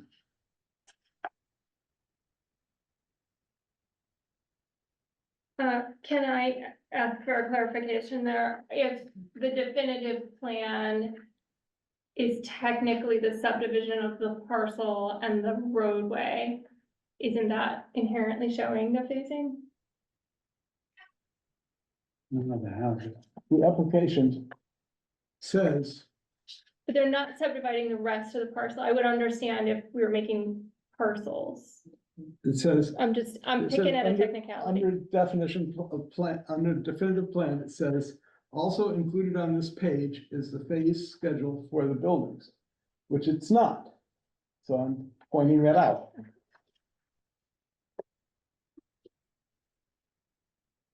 And definitive plan 2 says this page includes the dimensions of each proposed lot within the development. First of all, I don't think we're having lots. There are no lots. And it doesn't include those dimensions. The definitive plan identifies the lots in the area of the roadway, which will remain property of the town of Great Barrington, and all other land will be for the association. And with respect to the phasing, I would just like to speak to that because this is somewhat of a, I want to call it a moving target here. Obviously, the mobilization is based upon our awarding of a bid in order for the infrastructure to be built. That needs to be done before Habitat may even mobilize to construct a home. So to a certain degree, we are beholden on other outside factors happening before we're able to commit. Our general intention, though, at least for the first phase, is to award the contract as quickly as we can, with the understanding that the infrastructure itself would be in place this fall. In terms of the second phase of the houses, Carolyn, I'm not sure if that's something you can speak to at this point here. Obviously, I know it depends on everything for the road in phase 1 going to plan here and everything happening with National Grid and Spectrum here, but just as this is part of the record for the definitive plan application here, I'd be curious if you have any thoughts on that. Our goal is to get in the ground as soon as possible. It's really hard to sit in front of 26 families, knowing how great the need is and feeling like we can't get into the ground. So we will do everything we can to get started as soon as possible. And as we have gone to choosing to do modulars in order to speed up the construction process. So it's really about when we get the infrastructure in and permitting is approved, that we can just, we are planning on doing a full court press and getting in as much as we can, as fast as we can, with it being well built and great for the neighborhood. I acknowledge the application narrative is a little bit confusing. What the words in the narrative say are what we assume will happen is that the infrastructure will be put in, and then houses 13 through 20 would be prepared. Those house sites would be prepared as the first house building phase. We request a waiver from show like an actual plan that says this is phase 1, this is phase 2, but in lieu of what we're just describing in the narrative, if that's acceptable to the board. Not sure what use of plan is at this stage. Also, I'm not sure why the water line is around the center instead of being on the outside of the road there, which would greatly reduce your costs in terms of hookup to the houses. That makes no sense. Every house has to go under the street. Well, there's a few things that factor in here. Obviously, we're dealing with other electric and other underground utilities that we need to fit. And part of what is unique about this property here is that we're also being required by Housatonic Water to loop our water line. So not only do I have to have a domestic supply line to feed each home, I also have to have a line that comes from the dead end and loop back into the main in North Plain Road here. So I have a very narrow underground corridor for all these utilities to fit. There are regulatory setbacks between sewer and water and storm too, that I think are being represented here, but I have a question that builds off of that comment, Okay. Jonathan. So and this is for Chris and Brent, and maybe Carolyn, actually, maybe all three of you. So up until tonight, I didn't realize that the intention was for area one, the larger land lot, to remain, I don't know, the homeowners association, the condo association. And then the town would have the roadway, but then the town would also ultimately be responsible for sanitary sewer, storm drainage, and the roadway. And that Housatonic Waterworks would be responsible for the water main. The homeowners association would not take responsibility for the infrastructure within the looping road. So that being the case, it does not appear, according to the definitive plan, that the infrastructure all resides within the area defined for the roadway. The definitive plan appears to show that limits of pavement for the roadway. Is that accurate, Brent? Am I interpreting that? That is accurate, and there's language in the application that I've tried to make it clear here that as a part of the granting of the final association documents and easements, that the town of Great Barrington will be granted the easement for their ongoing maintenance of storm drainage system components, sanitary sewer components that are outside of the land that is the roadway that is to be conveyed, shown on the BEK Associates plan. Housatonic Water Works will have an easement for maintaining all of their mains and service lines, and then Spectrum and National Grid will also be given easements as part of the master agreement once that is finalized. So the town will still retain rights to access to maintain those on an ongoing basis as a part of those final And documents. that'll be filed as part of record drawings, once everything is installed? I think that would be as a part of the master deed and the agreements between the Affordable Housing Trust, the eventual homeowners association. I believe DPW will require as-built provided from the contractor of exactly where everything is located. I expect that will be provided to them as a part of our construction oversight of the improvements themselves here, but that the easements would be giving the town the permission long-term to maintain those catch basins or access a manhole that's in the grass area if they ever had an issue or needed to inspect the chamber bed, for instance. And so I just asked Chris, I guess, if you're the town here and you're representing the town's interest here, that the town obtain or that the department staff advise how big that easement should be. You know, can't just be the catch basin, right? It's gotta be big enough to be able to dig out the catch basin. It can't just be the pipe. It needs to be a corridor that runs with the pipe. So that we don't run into issues either. And also I would recommend that those chambers be included in any easement, the stormwater chambers be included in any easement in case, as Jeremy noted, at some point they're silted up and they need to be repaired or something. Yeah, I think that's something, we can look at the road plan, on the DEK plan, and decide whether or not there should be a wider right of way that would incorporate all of the storm drains, et cetera. That way, if we would ensure that all of those things are within the right of way. I would be Yeah, concerned. Oh, sorry, Chris. Secondly, in terms of the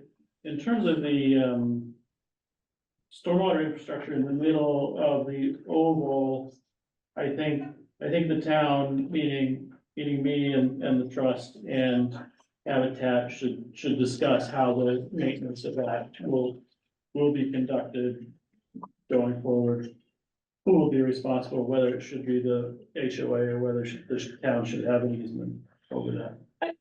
I'm putting on my work hat here for a second. Like typically when I work with communities, we advise communities that are working with private developers to install this kind of infrastructure, which is good infrastructure, right? And Brent's got some catch basins, and as long as they're maintained, that's all good.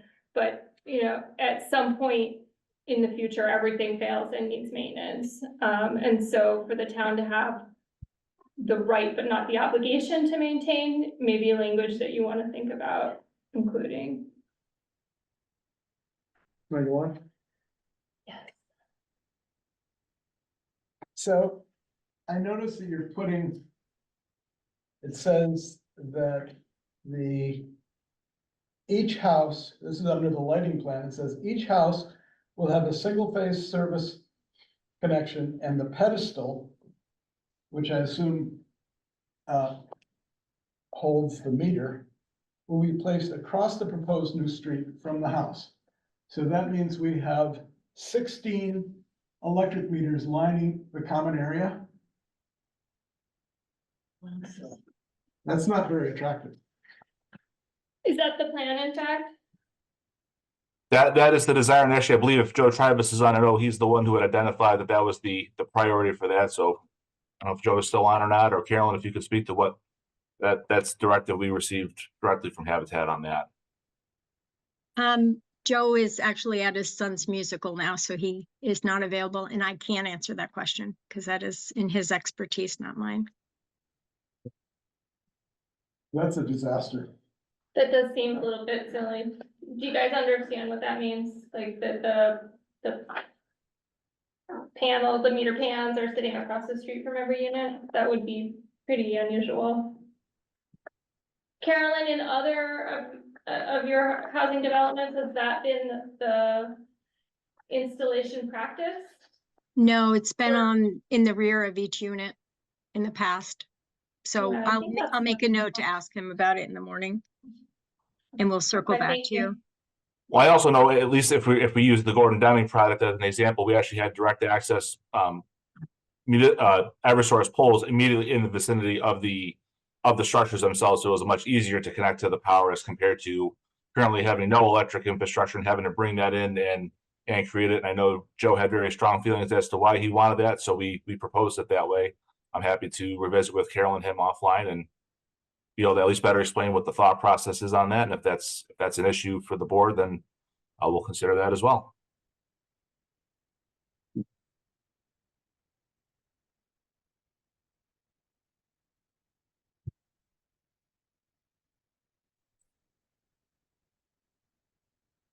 I'll let you go for a while. What? You're done? Well, no. You're but done for now. All right. I'll rest up. The majority of my questions that I had submitted a week and a half ago have been responded to through either this conversation or through discussion with Chris and with Brent. So, and I chimed in where I had, some similar hanging out there questions. So I don't have any additional questions at this point in time. So we should move to the patient public who is sitting here and has been sitting here for the last hour and a half. And take, Oh, there's one more thing, yes, which someone in the public had raised, which are the encroachments on the property. I think that's a point that someone will probably raise again, but And yes. It's not our jurisdiction, but. It's a something question that to- can certainly be raised, Yeah. absolutely, yeah, so, I think that, I don't know to what extent you guys received the questions, Carolyn, from last time, I know I had written mine, so you may have received a copy of them. But there was a question raised by the, member of the public at the last meeting pertaining to abutters, and that the survey showed there were a number of encroachments from small structures, and how was that gonna be handled? So you may have already had some of those conversations with abutters, but, I just wanna let you know that that question had been raised again by the public. But unless it's some Thank you, Brandy. legal liability for the town or the homeowners association, I think it's safe to say, and I'm not giving any legal conclusions here, that we have no intention to make everybody move things out of the area. Those encroachments are in areas outside of the limit of work, so they probably won't need to be moved for any construction or practical reason. They can probably just remain. What I would suggest, cause I deal with encroachments all the time, is that, first of all, for them to create a case for adverse possession, they have to demonstrate them openly and hostilely using it for 20 years. And they have to go to land court to prove it. A simpler way to do it is for the owner of the property to issue a license. And a license gives them permission to leave it there, but the license can be withdrawn. Revocable. It's revocable without cause by the present owner or a future owner. Thank you And- for and that there's- suggestion. An indemnification or something.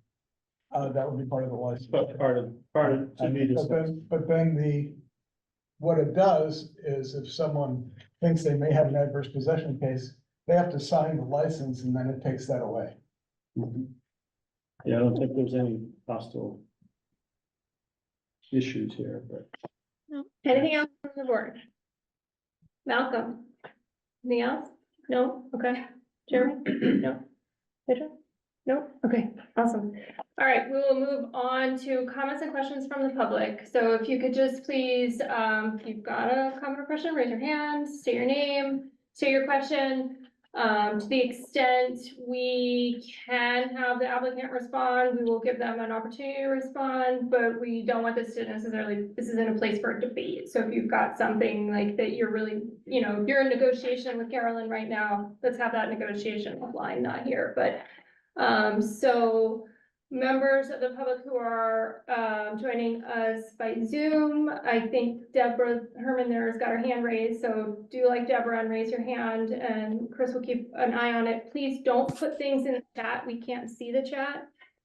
So please, instead, if you are online. We don't enable. Oh, you don't enable the chat, okay, great, cool. I thought we used to, did we? No, it was a mistake, okay. For the reason that we can't see it. Okay. Deborah should be able to talk. So go ahead, Deborah. Okay, If you are- is Housatonic, what, is there any plan to filter the water coming from Housatonic water Ma'am, systems, given the known problems? Ma'am, excuse me, I'm sorry. Can you please just state your name? We weren't sure if you are Oh, actually. sorry. there. And address. Deborah address. Herman, 373 North Plain Road. Thank you, Uh, ma'am. Should I repeat my question? Yes, ma'am, please. I'm wondering if there's any plan to filter the water coming to these new homes from Housatonic water, given the known water quality problems?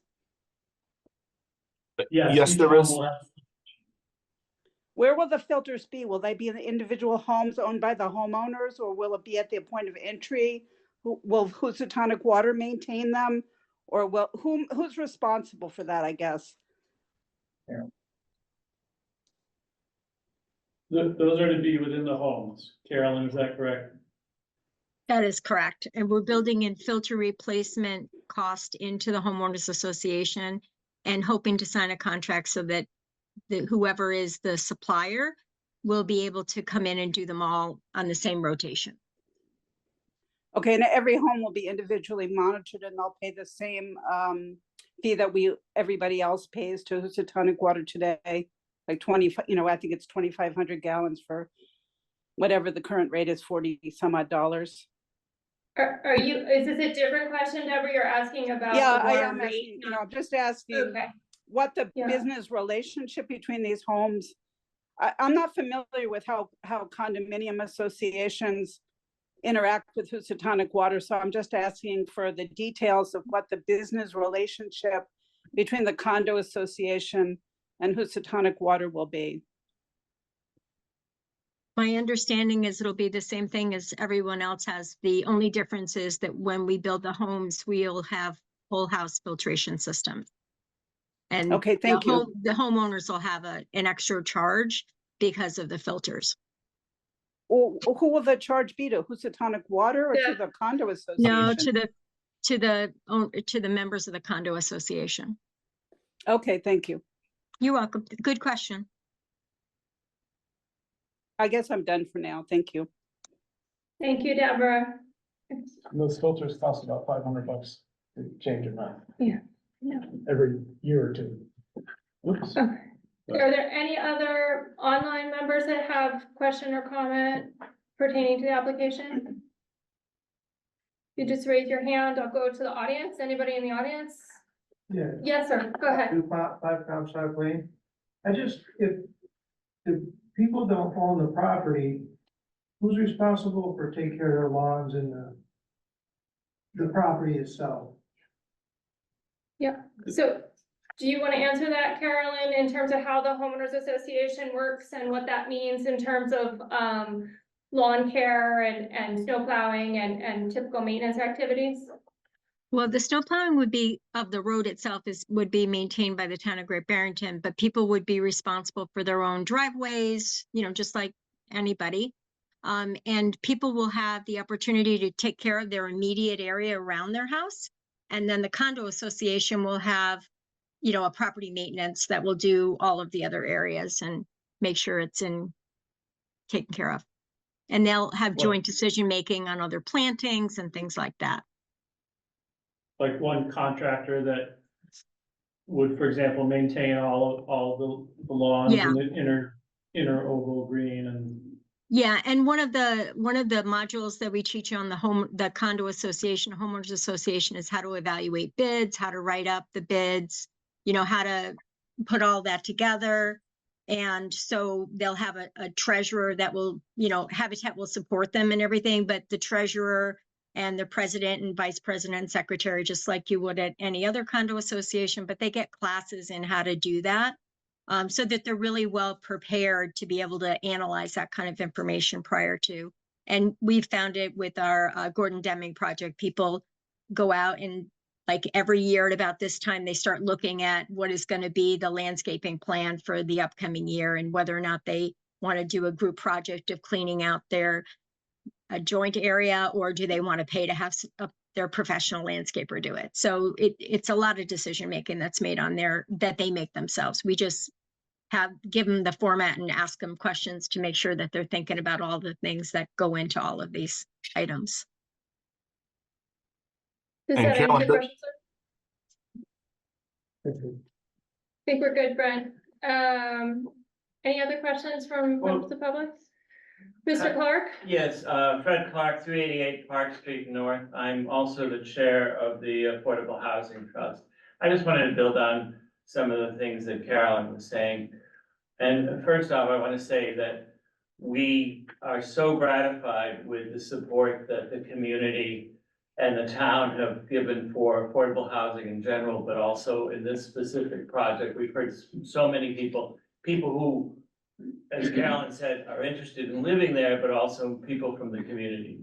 I wanted to remind the board that when we were here earlier for one of our reviews, there were some members who expressed some concerns or questions about it. But in the end of our discussion, everyone was so gratified to have Habitat come in. I remember one of the members who had some questions saying, well, let's give Habitat some credit for knowing how to build community. And I really do think so. We were able to work with Habitat on the house on Grove Street that Habitat rehabbed and now have a new family living in, and saw the whole process that they had of training people. People go through a fairly extensive schooling, if you will, on how to manage budgets, finance, but also how to do house maintenance. People who haven't owned a house before and maybe didn't grow up in one, I don't know. And they have a whole process. So we're very happy. This is the first time that Habitat has come south of Pittsfield to bring their expertise and their whole systems here. And we hope it's not the last, but we're very happy that they're involved. I think once Habitat became involved in this project, the credibility, the value of the project and the respect that they have was tremendously enhanced. So thank you. Okay, thank you. All right, any other members of the public? Yes, ma'am. The lady behind you. Sorry. Yeah. Laura Dumont, 5 Pound Stockland. Yeah. I just want some clarification on the timeline, and the phasing. So I understand you want to break ground as soon as possible. So I guess once everything's agreed upon, and you're looking at doing that this summer. And phase 1 is going to be numbers 13 to 20, correct? And they're all going to be modulars. Do we have an idea of when 1 through 12 will be built, or maybe how long the entire project is going to take? Because at one point, at one meeting we've been to, they were saying that if they were stick built, it could take up to 10 years for the entire project to be complete. So now that we're talking modulars, do we have a kind of general sense of, is it a 1 year, 2 year, 5 year kind of plan? Or do we not know? I think this is a question for Carolyn probably, or Chris, if you want to talk about when the infrastructure is going to start. Carolyn and Brent. Okay, Brent and Carolyn, can you take that one? Well, I can't say the day that we're going to start breaking ground because I don't know when the infrastructure will be done. But one of the choices that we made of going with modulars, so there will still be some stick-built ranches, but there'll also be any that are two-story will be modulars. We have already put down the deposit for the plans and already started all the things you need to do to get to the point of being able to permit. So our hope is to be able to get families chosen within the next month or so that will be able to already be working on their partnership equity, working with us on their schedules to be able to help build their homes. But we would like to go even faster than we originally thought. So my hope is that we finish the whole project up in 5 years at the max. But a lot of that will just depend on how quickly we can get started on stuff and any funding situations. I mean, the interest rate going up last year really put a hamper on some people's ability to buy. So we're hoping that the interest rates will come down a little bit more to close the construction cost gap. So those are the two factors, when we get started and the second of if there's any financing gaps.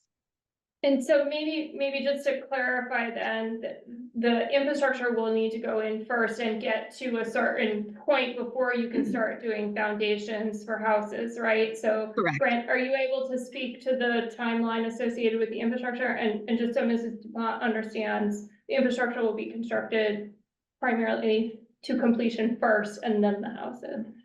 So go ahead, Brent. Yes, so I actually had an opportunity to meet with John Bridge from Habitat, one of the other construction managers, Chris and I back up in the middle of January, and we had envisioned, again, assuming spring mobilization for the infrastructure, that it would likely be at this point where the site is cleared and graded, where there may be the ability for Habitat to begin the site preparation of the foundations, even while the infrastructure work is still ongoing. Obviously, it will require a lot of coordination. One of the benefits of that is the home is being built on the southern portion of the property. The contractor would still have the northern portion of the property to use as a staging area for pipe, other materials that need to be stockpiled as the progression exists here.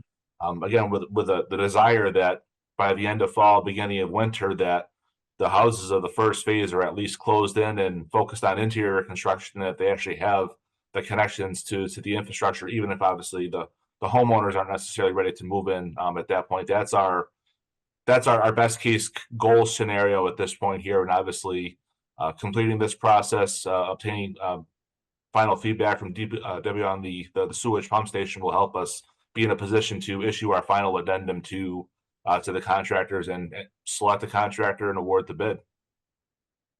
Ideally, clearing, grading, the drainage work, will occur over the next 6 months, beginning this spring. All of the site infrastructure work is substantially completed this calendar year, like absolutely. We hope, of course, it depends on weather and getting good bids. The work of connecting to the water mains, connecting the sewer main across the street, up Main Street may not be done yet. The focus will really be on the site in order to prep to get those home pads of sites 13 through 20 ready, so that can occur, and then the town or the contractor can work on the rest of the infrastructure. So really trying to compress the timeline as much as possible so that it's not a 5-year. I mean, the infrastructure is a year and the homes are much less than what was originally projected as a 10-year, that they can do it much faster. Chris, can I ask, just in terms of the town's level of communication with the neighborhood, what means of keeping the neighborhood up to speed on progress? Will there be, like, will there be an announcement, like, next week, clearing will start, or can there be? There certainly can be. We have really good experience doing that on other projects. So across town, our Department of Public Works is very good about that. And we can certainly build that into the infrastructure contractors' work to make sure that we're always provided with a look ahead several weeks of what the work will be, where it will be. And we can work with Habitat's email group, as well as the town's, press and media outlets to get the information out there. And just people will, recognize- and people will be recognize- able to sign up for our text service. So if you go on our website, you'll see where you can sign up to be part of the texting program. So Aaron does, our social media person does a lot with the community groups and stuff. But if you are in a butter, or you're very interested in the project, you can sign up for the text program, and that when things are happening, you'll get one of the texts, so you know.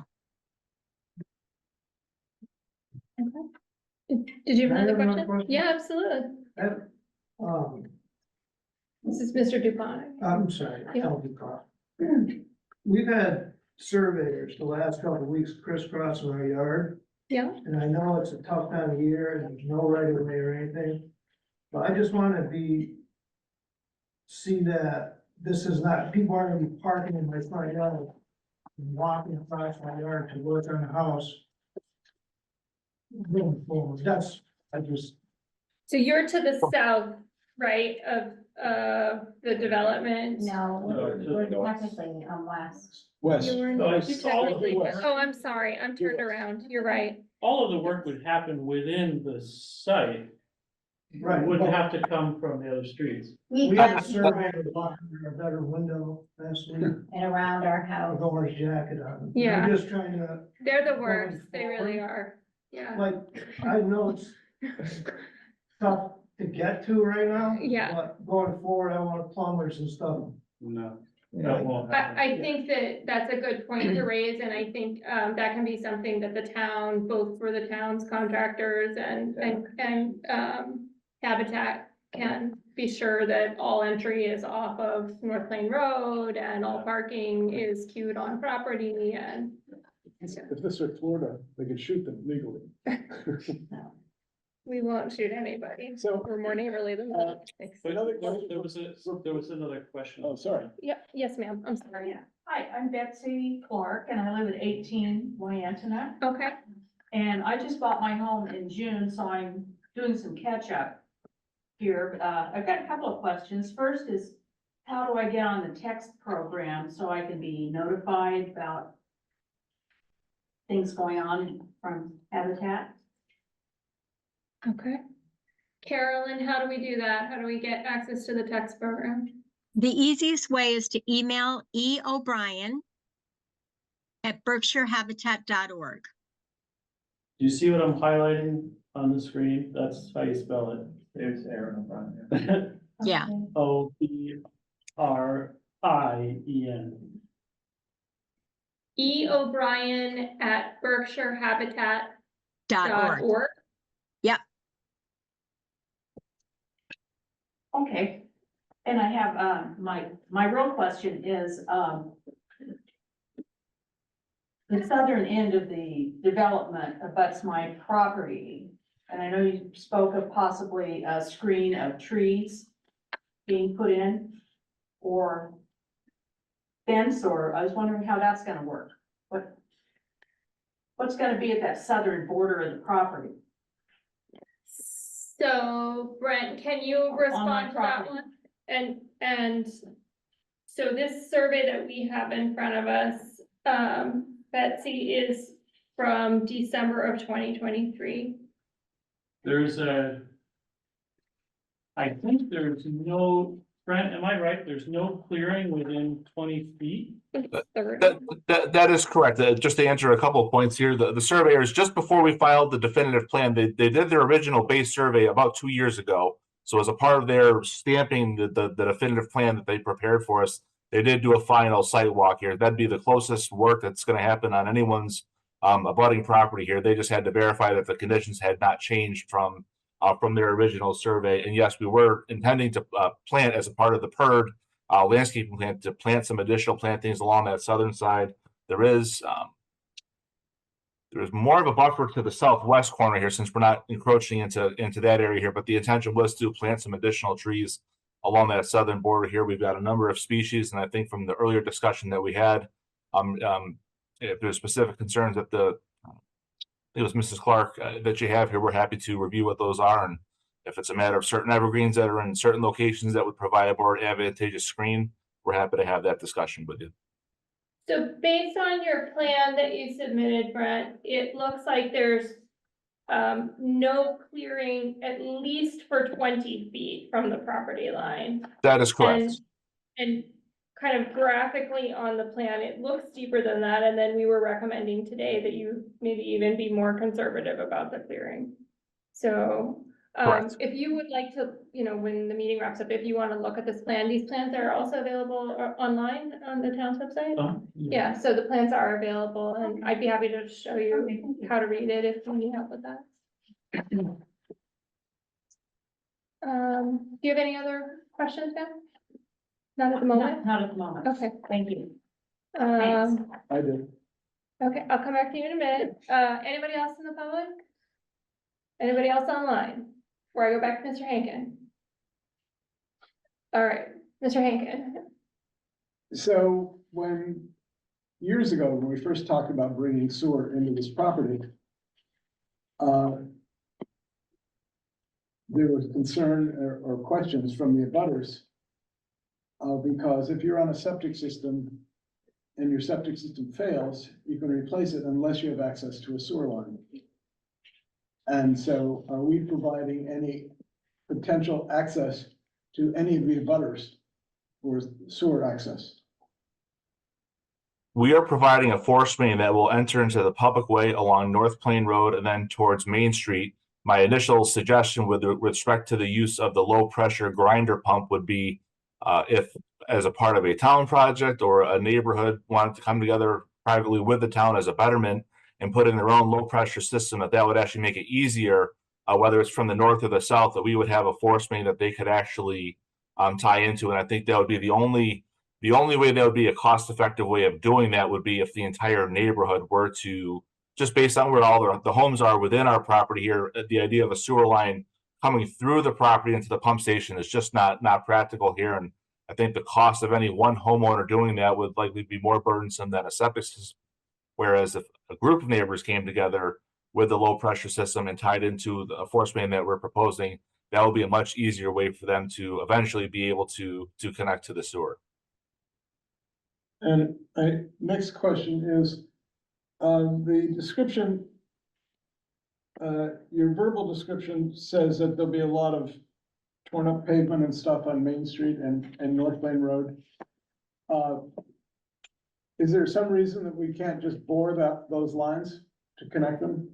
That's actually the meeting that I actually had with Jim Mercer yesterday is actually going to see much less disturbance of the pavement in North Plain Road based on our final connection. And one of our responses that's actually come up during the construction bids was certain vendors identifying that they have the directional boring capability, and it's our intention to, through that addendum, identify a version of pipe that could be fusible and drilled, that would be an acceptable practice to reduce the amount of disturbance of pavement on Main Street. So that is in works to make that available to contractors. I know a number of local contractors who have that capability and other outfits that would potentially subcontract that. So it's our intention to encourage that as much as possible. We wanted to ensure, though, if the selected contractor did not have that capability, it's their obligation to patch the pavement to at least the condition that it's in now.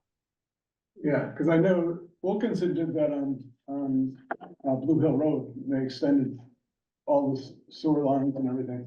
If anyone's familiar with the Bramble Lane neighborhood, just north of the former Corcoran Hearth on 7 and 20, we did that entire neighborhood with the low pressure grinder pumps and a commonly drilled force main, and it worked beautifully. So that's how I've always envisioned that this project would be completed, with the ability for add-ons from the neighborhood here, and that's an ongoing discussion with DPW. Okay.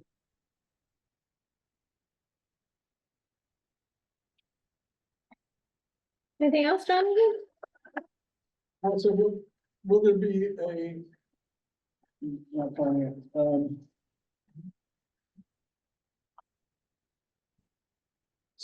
So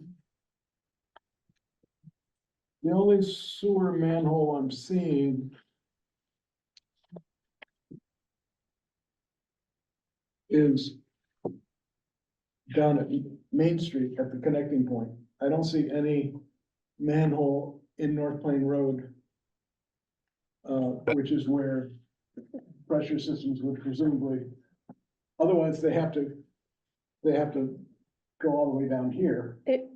The pressure system goes from the pump station to wherever the connection point is. Yeah, which is down here. Yeah, And so there's no way for a neighbor to tie into that unless they could put a,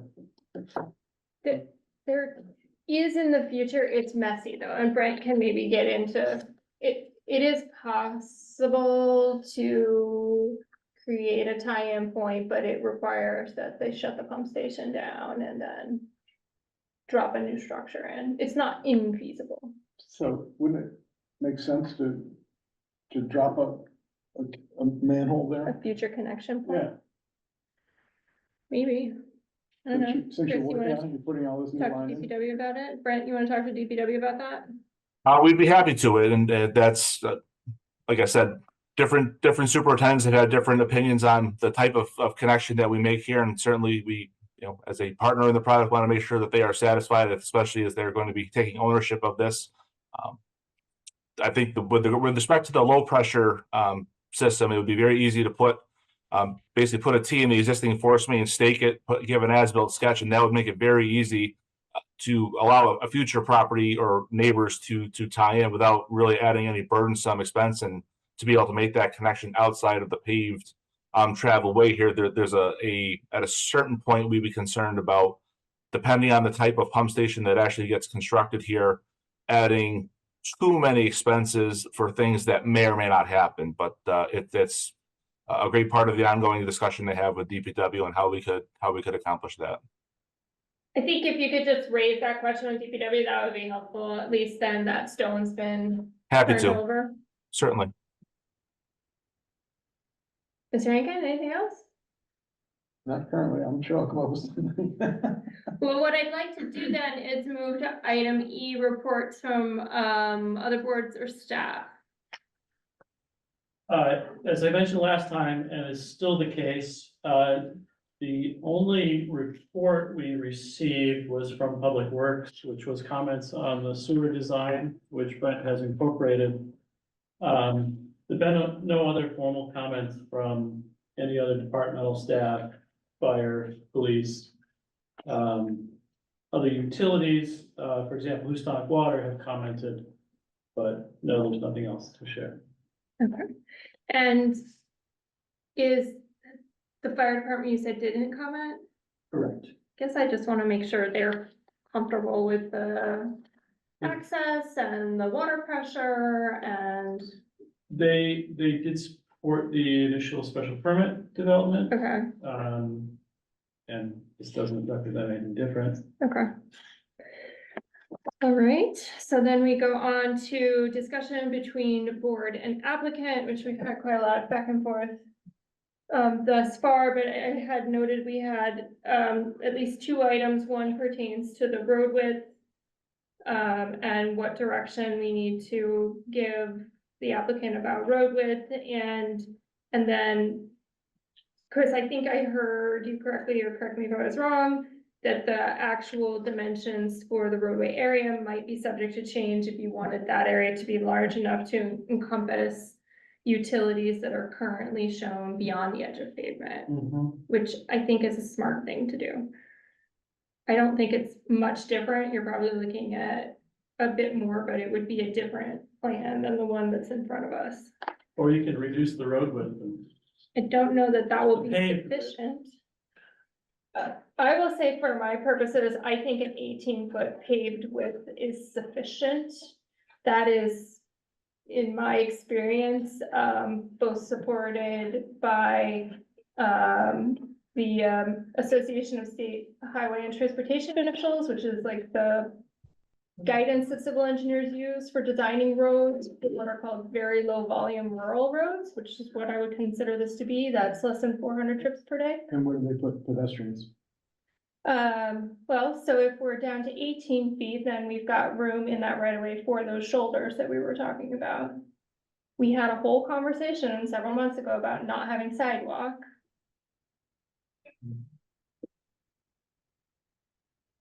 I think, just for the board's reference, the subdivision at Burning Tree, the main roads are, I think, 24 feet.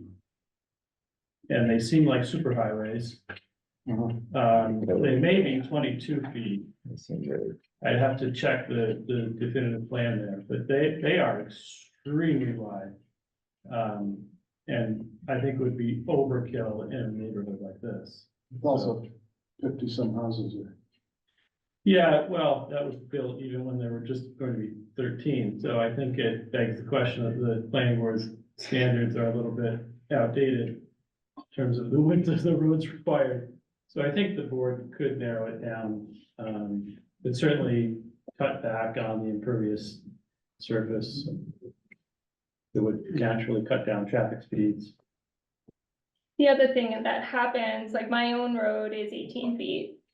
And, you know, people generally park in their driveways, but if you've got guests, they may park on the road. It forces cars to slow down. It forces you to stop and maybe let somebody pass. And that's all good for the people in that neighborhood and for our kids that are running around. And so I don't think narrower is bad, especially in this kind of road where it's not intended to be a through road and connector to anything else, and it's got low volume, and so that's my personal opinion. I don't know if Malcolm's got an opinion. Malcolm, we didn't want to forget about you there. My personal opinion is that you're much more likely to get hit by a kid racing around in the circle on a bicycle than you are with a car on there. So I think the narrow roadway is and the curve in the road is appropriate. The Burning Tree main road is 22 foot, which I think we can agree seems like overkill in this, and there and here. Somebody ring me? You? Okay. So I wouldn't want to leave tonight without some direction as to Right. what the board would want to see That's on exactly. right of way and pavement width. Because that's kind of critical to us. Brandy, how wide is my road? Oh, I don't know yours. I know Do mine you because know I've my actually road, how measured it. wide it is? I don't know. Is it 18? I've been a tape It's measure. probably somewhere between 18 and 20 feet. A lot of the roads in town are that I'm width. just trying to envision what we're discussing. Yeah. And I can't quite get there. I have a tape in the car. I don't have one No, on I me don't. here. So we could lay out Jonathan's scale there 18 times and demonstrate. No, Because it's quite you all right. have I these just thought 6-foot maybe tables. you just knew off the top of your head. Three of these tables is 18 feet. So end to end. Okay. That doesn't help. Roll the tables out. Because we can roll them out, that's how. I can't drive my car on top of the table. Randy, you had a That's hand up here. Yeah, Brent? oh, Oh, look at no, that hand. no hand. Brent, Oh, Brent, Yes, a real hand. yes, thank you. Didn't want to interrupt. I just had a couple of comments just to follow up on that, just so I leave here with clear direction. And I have one comment on what Chris had just stated with regards to the easement area for the utilities. If we were to stick with an 18-foot width here, I think we're, based on the amount of impervious area we would lose throughout the neighborhood, would the board be comfortable with our eliminating of the grass triangular island at the intersection? would you approach that as a T then, or would it still be this sort of Y configuration? Do you think you need those big radii, the C1 and the C4 to accommodate trucks? Is that what's driving I think for the that? fire truck, I would feel more comfortable providing that access, but I think to Jonathan's question earlier in terms of the homeowners on that southeastern side there, where when they get to that intersection, their house is right there as compared to going all the way around. I think by having that paved, again, understanding the low volume of traffic, that would allow them to travel in you know, on the two-way intention of the road and get more immediately to their house as compared to driving past 19 other homes before pulling into their own driveway. I just wanted to be clear that as we revisit that we would be eliminating that grass portion here. I think keep the outside radius, and there's a theme with this comment and the fact that with regards to the road right of way, my understanding or my goal as the way that we had BEK lay out the subdivision plan and identify the ownership of the road, was that the DPW would have actually quite a bit of latitude with regards to access for the pump station, force mains, or any of the drainage, basically any access that they would want in order to access chambers, replace them, whatever may be involved with that. And my hope was that in the granting of the easements or the license,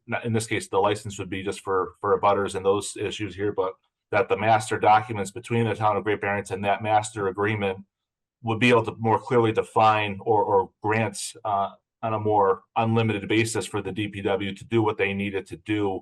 That was my intention with the way that we asked BEK to prepare that plan, was that the easement documents with further input from DPW might be able to what I'm trying to get at is hopefully I wouldn't have to have the surveyor redo that plan, that the easement language would be able to address the comments that were raised earlier to ensure that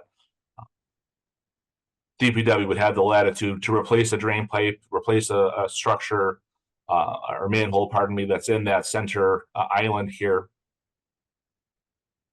I think that I think that's easily done with Yeah. with the legal documents. I do agree with that, Brent.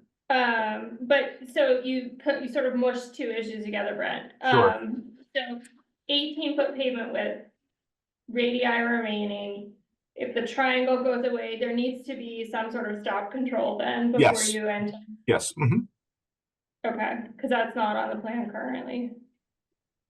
No, and I think the grass island was providing that initially, but I think with what we're discussing here, I think that maybe it gives the fire department the access that they need, and the stop sign's an easy way of controlling traffic in that location. It helps us to reduce the paved widths and hopefully will help us on the construction bidding, so. I don't know how the board feels. How does the board feel? Malcolm, you were sort of okay with 18? Yeah. Yes. Jeremy, do you have an opinion? She's not looking at me. What? What do we do? Sorry, Sidebar? yeah, I was just measuring the width as a cross. Oh. The grass island is a good opportunity for a street tree, a tree box filter for stormwater or something.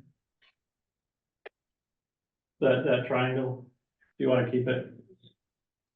I don't know what the board. I don't think that's much. I think even if we get to 18, it gets even tighter. Yeah. All around the corner. So are we okay recommending an 18-foot pavement width? Yes, Jonathan, Where? for the entire roadway. And then what do you do with your utilities? The utilities go either beneath the pavement or adjacent to the pavement, but the recommendation is that the easement language would encompass the necessary widths the department's need for maintenance. Yeah. So can we if we go to 18 feet, can we add a shoulder? 18 feet with 2-foot gravel shoulders? Something, someplace that someone doesn't have to walk on someone's lawn? Yeah, no, I don't think that's a problem. Well, it's common common space. lawn. It's all common lawn, yeah. As we said. But the Could I language, ask- Carolyn, what is the language around that you were using for, like the yard space around each home? can I answer that? Elizabeth, yeah, go Thank ahead. you. Thanks. I also had a question about the right-of-way width. So there's paved surface. How wide is the right-of-way here? It was varying, pardon me, based on the paved width here. What we're discussing is that within the area that's already been defined by BEK Associates, we would narrow the paved width. We're gonna consider pitching the road to one side with better inlet controls for the structures here. And that the overall comment is that regardless of the paved width of the road here, that the Department of Public Works and all the utility companies within the areas that we've defined, I'll just share my screen one more time just so everyone's clear here. That every area, pardon me. So let me so obviously we have this area. That's the defined Is that the area. paved? That's the current paved width. We're talking about reducing that within those existing limits. And then what I'm identifying is that everything else in all these other areas where there may be infrastructure that we're not going to up, my suggestion is that through the easement language and the master agreement between the HOA and the town of Great Barrington, that the Department of Public Works would have the ability to come in and access the chamber bed that we have here, and not have to draw easements all over this diagram, but that your legal documents would cover, to the satisfaction of the superintendent of public works, that they have the ability to get in and do whatever they need to do to access and maintain the chambers, the sewer line that crosses through that area, the Yes. pipes. But I still have a question about what is the roadway right of way? Because in the subdivision criteria, the right of way minimum for a minor way is 40 feet. Right, we're requesting waivers from that. As shown on the BEK plan, it varies between 20 and 22 feet generally. Okay, so you have an 18-foot pavement, and then you have at least 2 feet on either side for right of way. In other words, that's going to be owned by the town. Correct. Correct. So that utilities could go in that, that's what you're saying with the shoulders, right? The utilities could go not. Or if the utilities are in the area that's part of the common space, that the association can grant back to the town of Great Barrington the rights to access those lines for maintenance. Right. Yes, Mhm. easily done. That's a common right of a condominium association to grant easements over the common area, easements for the utilities to get to the houses. That's all done through the master deed. Correct. And the right to do that in the future is reserved to the association, so. Okay, that's helpful to understand. And then I think Jeremy's question was more, if you could explain one more time, Elizabeth, the language around how people's individual yards work, even though they're owned in common, what that explanation is. Yep, it's Confusing. called a limited common area easement. And so when you draw the deed up to give someone a condominium unit, you say, here you own house number 12, and you own an exclusive control over, we haven't decided how far around the house to have as a limited common area easement. And it's appurtenant to the house, so it'll stay with the house. And there are certain things you can do in that and certain things you can't. So they won't be able to go in their backyard and plant a tree without permission. So could you make that like 10 feet in Yeah. each direction around the house? Yeah. So that would be something they would own? They wouldn't own it. Don't own it, would they leave own an an easement. Well, they own the footprint, so they could also expand that to make that part of the deed if they wanted.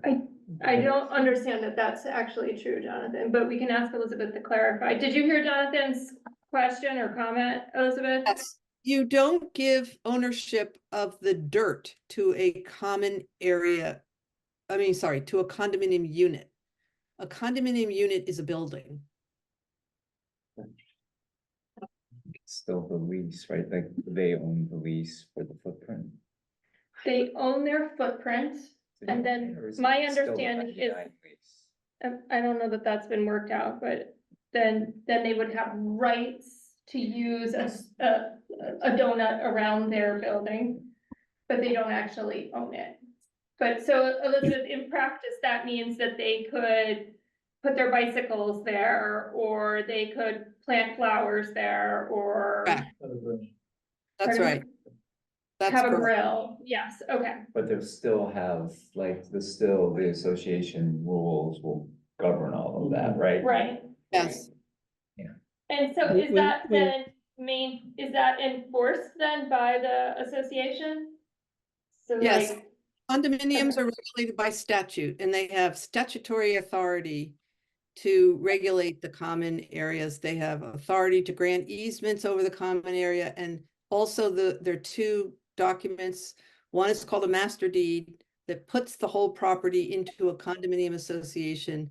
And then another is called it's usually a trust, the condominium association, and all the ways of assessing and collecting common area fees are dealt with in the trust. okay, you're learning a lot. Randy? Okay, yes, Malcolm.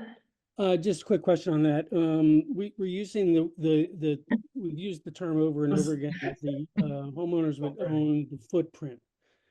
Do they own the ground under the house? No, Right. I because thought they can't take the house and dig down a whole story and add a basement. They can't do that. they don't own the ground, they only own the house. They don't really Yes, own. and it's footprint. defined. If you've never read a master deed, it says, like, if the condominium if the condominium units are attached, it says from the studs in and from the doorway and the windows, it's all described what the condominium unit owner owns. Did you intentionally generate balloons off of your, did anyone else see Oh. those? We We didn't, did. okay, we didn't understand what was going on, but we're happy to see We balloons. thought he was sick. I'm Maybe sick. the balloons make him feel better. We thought he was Okay, celebrating thank you. something at 8:20. That's super helpful.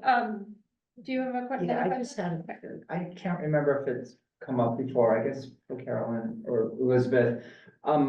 With the, so the homeowners, are they responsible for like the exterior of the house for like repairs or replacements as time goes on? Or is that the association? It's So the responsibility of the owner. And so when then you just set up the within the condo, you can- guidelines. yeah, you can set it up any way you want, but normally if in these single family houses, they own the whole structure, the roof. And they're gonna, as Carolyn said, they're gonna be responsible for their own driveway and maintaining their own driveway and parking area. So it's basically like a single family home ownership. All right, and do we, so I didn't have any other decision points other than the 18-foot roadway and the width of the right of way. But I have a question. Jonathan Okay. made a statement that he would really like to see street trees, but Yes. I don't know what the sense of the board is on that. Absolutely. I mean, it's like scorched earth. It's like burning bush, what they're proposing. Yes, absolutely. It's Yes, There's we no all want question street about trees. Okay. Could I make had a an more honest- well, that was impassioned an honest question. But it wasn't. I guess it was. Yes. Okay, thank you. Street trees. Love it. Raise your hand if you want street trees. Okay. Malcolm, how do you feel about street trees? I'll go with the majority. I don't know what trees you're talking about or what street or what trees you're talking about, but are we talking about the access road or the Both. internal street, or The whole road. we're talking about the internal think- road, trees around the Yes, internal so- road? Inside with each house, I think there should be at I- least I- one tree with each house. So I it can mean, be I in don't front feel of. strongly about it, and I would view that as a suggestion as opposed to a requirement myself. But Okay, thank you. So do we need to continue this? I think we have to come back with revised Because we plan. want to see a revised roadway plan, utility plan, I'd like to see street that. I'd like trees. to see the houses turn. Does that, I have a question about the house. That's a good point. Because this is a definitive plan about the road and then the rest of the property. And the plan we have is not parcels. And the fact that Carolyn told us that in their meeting, like as is shown on this plan that was provided to us, 1 through 20, that 75% of people want the 2 family houses, but we don't know what place they're going to hold on the site, right? 2-story. Like, does it matter to have any different plan shown I'm here? only looking at the orientation, not which house is where. But I think it'd be really stupid to build 20 houses with none of them having solar roof access. Can we just make a recommendation that gables be aligned such that, I mean, I don't know if that's even 100% feasible. It's totally feasible. Everything is just parallel to the road. All we would have to move is, 15 degrees either way. It's totally feasible. Suggest that to the board respectfully that it's a great recommendation that we should take, but it's not something this board can dictate. No, but we don't have to give them waivers either. They're asking for favors. They can give us a favor. I I would don't want to go there, Jonathan. If I could speak to that as well, Madam Chair. Sure, go ahead, Elizabeth. I agree that we are asking for waivers, but the waivers relate to jurisdiction of your board, and you don't have jurisdiction to say whether the gable faces the road or not. You can recommend it. You can say that's a good idea. And We can- appreciate you saying that. I don't know that you'll make a lot of headway with Jonathan, so not that that's important Okay, thank you. necessarily. I tried. Okay, what else do we feel like we need to see? I just want to make sure that, So with shoulder, are we just thinking the perimeter of the road? Like not the interior loop, right? Just thinking like the outside? customarily a shoulder is something that's reflected on both sides. And so- If Brent is going to have the road be pitched in Pitched one in. direction, then it may make sense that you have the shoulder on the outside because the water would be draining the inside. And I was if just you're walking thinking in the with, rain, you don't yeah, want if you're to. pitching it So in towards the I center. would say just Brent, if you can provide us the section you're actually going to use for the roadway with the shoulder on the side, I think with the 18-foot width, you should be able to accommodate the shoulder, right? In the right of way you've got described already. I think a 1 to 2 foot shoulder would fit. Yeah, I agree. Okay, so roadway section, To be clear, I don't think a 2 foot shoulder on both sides would fit. and I think that if we're pitching the road in one direction, you don't want a shoulder on the downhill side of it. Street trees, 18-foot pavement width, slightly reconfigured entrance. What else did we have? They have to correct the legend. Correct the legend, please, to make Mr. Hankin happy and to clarify storm drain versus water line. Tree, quantity Limit of location. clearing, Limit of clearing is noted, I believe, tree quantity and location. tree quantity and location, yep.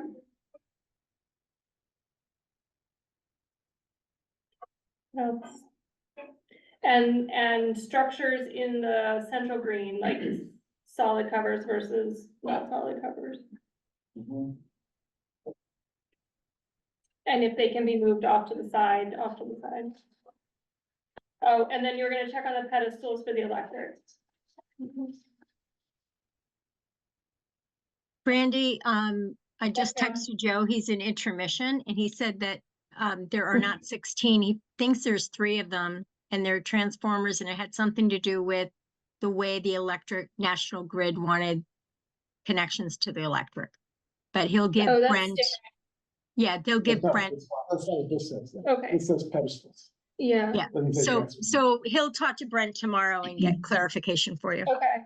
Okay, that'd be helpful, thank you. And house meters would be on the houses, you think? I would Yeah. assume so, Yeah. but I'll know definitively tomorrow. Doesn't seem that way now, so I think that's part of the question. Yeah. Chris, the, like the negotiation between, well, I mean, I guess it's part of this town, but, I guess it would be Habitat and, the town of what portions of infrastructure that the town is gonna take, ownership of. Has that already been all completed, or is some of it? Because there was a comment. That's a town meeting vote. The town has to vote. No. Oh, yes, that's right. And is that everything, not just the road, but the, So they did tell us that it was going to be the drainage, the road, and the sanitary sewer. That would all be town, and that Housatonic Waterworks would be the water, and then the respective electric. so the drainage consolidated. includes the catch basin? That the drainage includes all structures related to capturing, conveying, and infiltrating. And all of that, on besides the water is the town vote? Is the town vote? Town meeting vote, is it? Or is it just the vote? I'm not sure, Jeremy. I'll try to clarify that. Okay. Are there any other plan changes that we're looking for from the applicant? Hearing none, then Why don't we go back to my list? I do not. I've Hearing, given it to him once. hearing none, then I would accept a motion to continue the hearing or close the hearing. What do we want to do? Continue it to the meeting of March 14th. No, that's a public hearing. We should do it the 28th. Oh, we can't do it sooner, you don't think? I would hope you could do it the 14th, just because Yeah, it we're should be. trying to move this along as best we can. I would like to entertain a motion to continue this to March 14th. And if we're not ready, we'll let you know, but let's hope for the 14th. How long do you think the public hearing is gonna go? No idea. It'll go as long as it goes. I will bring snacks on the 14th because I know we have a lot of public hearing. I will share them with you all and Malcolm if he's Well, here. the public hearing is advertised for 6 o'clock, I assume. Right. It is. Yeah. So if we're gonna continue this, we should continue it to 6:30. 7. Say 6:30. Okay, None of it is what it is. so we'll continue the hearing. So do we have a motion to continue the public hearing for this matter until 6:30 PM on March 14th? Thank you, Jeremy. Do we have a second? They're all second. Thank you, Jonathan. Do we have any further discussion on the continuance? Don't get your hopes up. Hearing- 6:30 time, though. Hearing none, we'll vote on that. Malcolm, Aye. Jonathan, Aye. Pedro, Aye. Jeremy, Aye. Brandy, aye. Okay, thank you. And we reserve the last item until that meeting. So moving on to citizen speak. After all. Thank you all for that- your time. Thank you. Bye. Does anyone else have any citizen speak? Hi Claudia, how are you?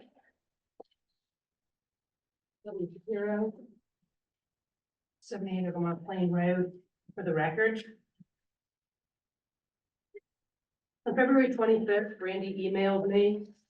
We have attended several meetings of the planning board to discuss the airport. Would you like us to follow up with the FAA about planes landing at night and whether it's legal?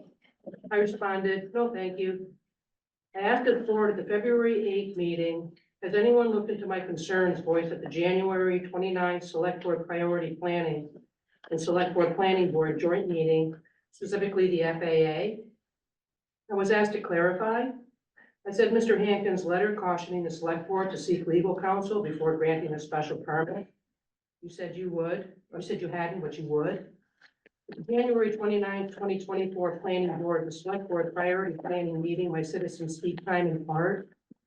On August 22nd, 2020, during the airport special application, Mr. Hampton sent a letter to the Select Board cautioning to seek legal counsel before granting a special permit due to overlapping and most likely conflicting federal government FAA vested rights.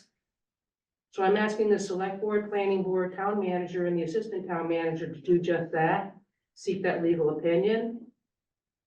I've been at the airport for 52 years. I put out enough documentation, asked enough questions, and voiced enough concerns over the years, all to be countered with lies. In August 2009, the airport filled out a detailed questionnaire for the Mass DOT Aeronautics Division, disclosing its surrounding municipalities had appropriate zoning controls in place to make land use compatible with airport operations and development. I take it we're getting an industrial park in our public recharge area, extending into bordering North Egremont, including land around your residence and Green River lumber, Mr. Hankin. I also asked in my February 12th Select Board meeting citizen speak time, as the owner of the end of runway 11, I'm asking this board and Pedro in his capacity as the Berkshire Regional Planning Commission Great Barrington delegate. And tonight I'm adding Malcolm, who is the delegate, and Pedro is the representative. Where the commission's $3.2 million recommendation of a runway rehabilitation is coming from for a Colossian Great Barrington Regional Airport. I also sent a record request Monday, February 26th to the Select Board Town Manager, Mr. Brzezinski, the Assistant Town Manager, Town Planner, Director of Community Planning and Development, Mr. Remble, asking for the citizens petitions approved by the Select Board. And lastly, at the February 22nd Planning Board meeting, Citizen Speak Time, I stated my issues run much deeper than the airport, and they do. Thanks. Thank you. Have a good evening. All right, Can you comment real quick? I um, know it's late, but I'd like to make a comment. if I could. sure, go ahead. So I have a real problem with the way that the process for this project that we reviewed today has gone.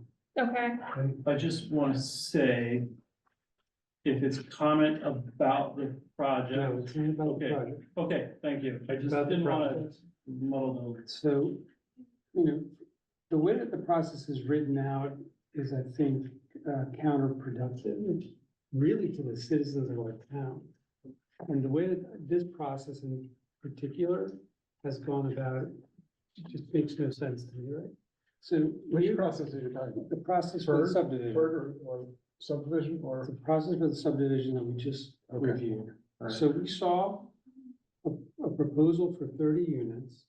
It was presented to the select board, it was reduced to 20. And then they went immediately to a special permit, to which they did not present a definitive plan, which is a requirement of the bylaw. And this review that we're doing is the first review that this board has had of the 20-unit proposal. Right.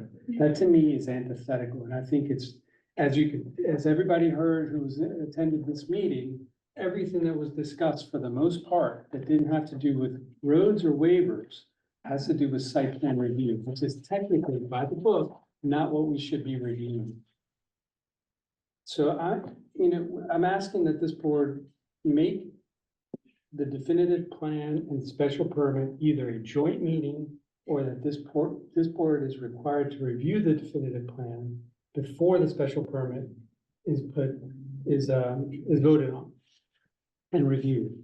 You know, what happened here last week to me also is a bit concerning, because by the time this project came to me, I felt a little kind of strong-armed and bullied by the town, telling us that we couldn't make changes to this project because the town had, whatever, certain limitations to making changes. But as you all heard, we have tons of questions. And having, architects and an engineer on this public body is a benefit to everyone in town. A benefit that technically by the book and the way that this project was reviewed, our public and our citizens are not, don't have access to. So I'd like to either review this again at some point so that it's clear. And so that we, as a planning board, are the specialists in development in town, have an opportunity to review these things before they're granted permission to go through. And I think it would save the applicant a ton of time too. They're having to come back and have 3 different reviews. It makes no sense. Well, if you're just talking about the subdivision, the planning board controls subdivision. And we can write up, we don't have to go to town meeting, we can modify it on our own in the town. It doesn't have to be a public hearing, it's just a meeting, and we can modify. Well, I'd like to modify this piece of the bylaw to state the process in a better way, and also to present the type of project that we're reviewing, which is by all characteristics, a subdivision. It is not a planned unit residential development. I don't think any of us would disagree with you on that. All right, Except thank you. select board, yeah. Well, they didn't, and They're not- I think people You're- sitting in the audience who don't want the planning board to have purview of special permits need to know that the select board didn't even open a page of these plans when they granted the special permit. You can review the minutes. The minutes. But I think the comments about the process are well taken, and we should probably avoid any. But I think it's important for, Outside of the public hearing. Well, the public, I don't know, they completely understand our process. It's a complicated Byzantine process. So I think forgive me for being a little upset about this, but I am upset about it. I don't think it's right. I don't think, I have many, many problems with this plan that we didn't get an opportunity to comment on. And I don't think that's right. It's not why I volunteered to be on this board. Okay. Thank you. You Ryan. volunteered, I thought you were elected. Volunteer. Elected volunteer. Okay. Any other citizens speak? Seeing none, we will adjourn at 8:40. Thank you all for your work. Thank you all for coming and sitting through this.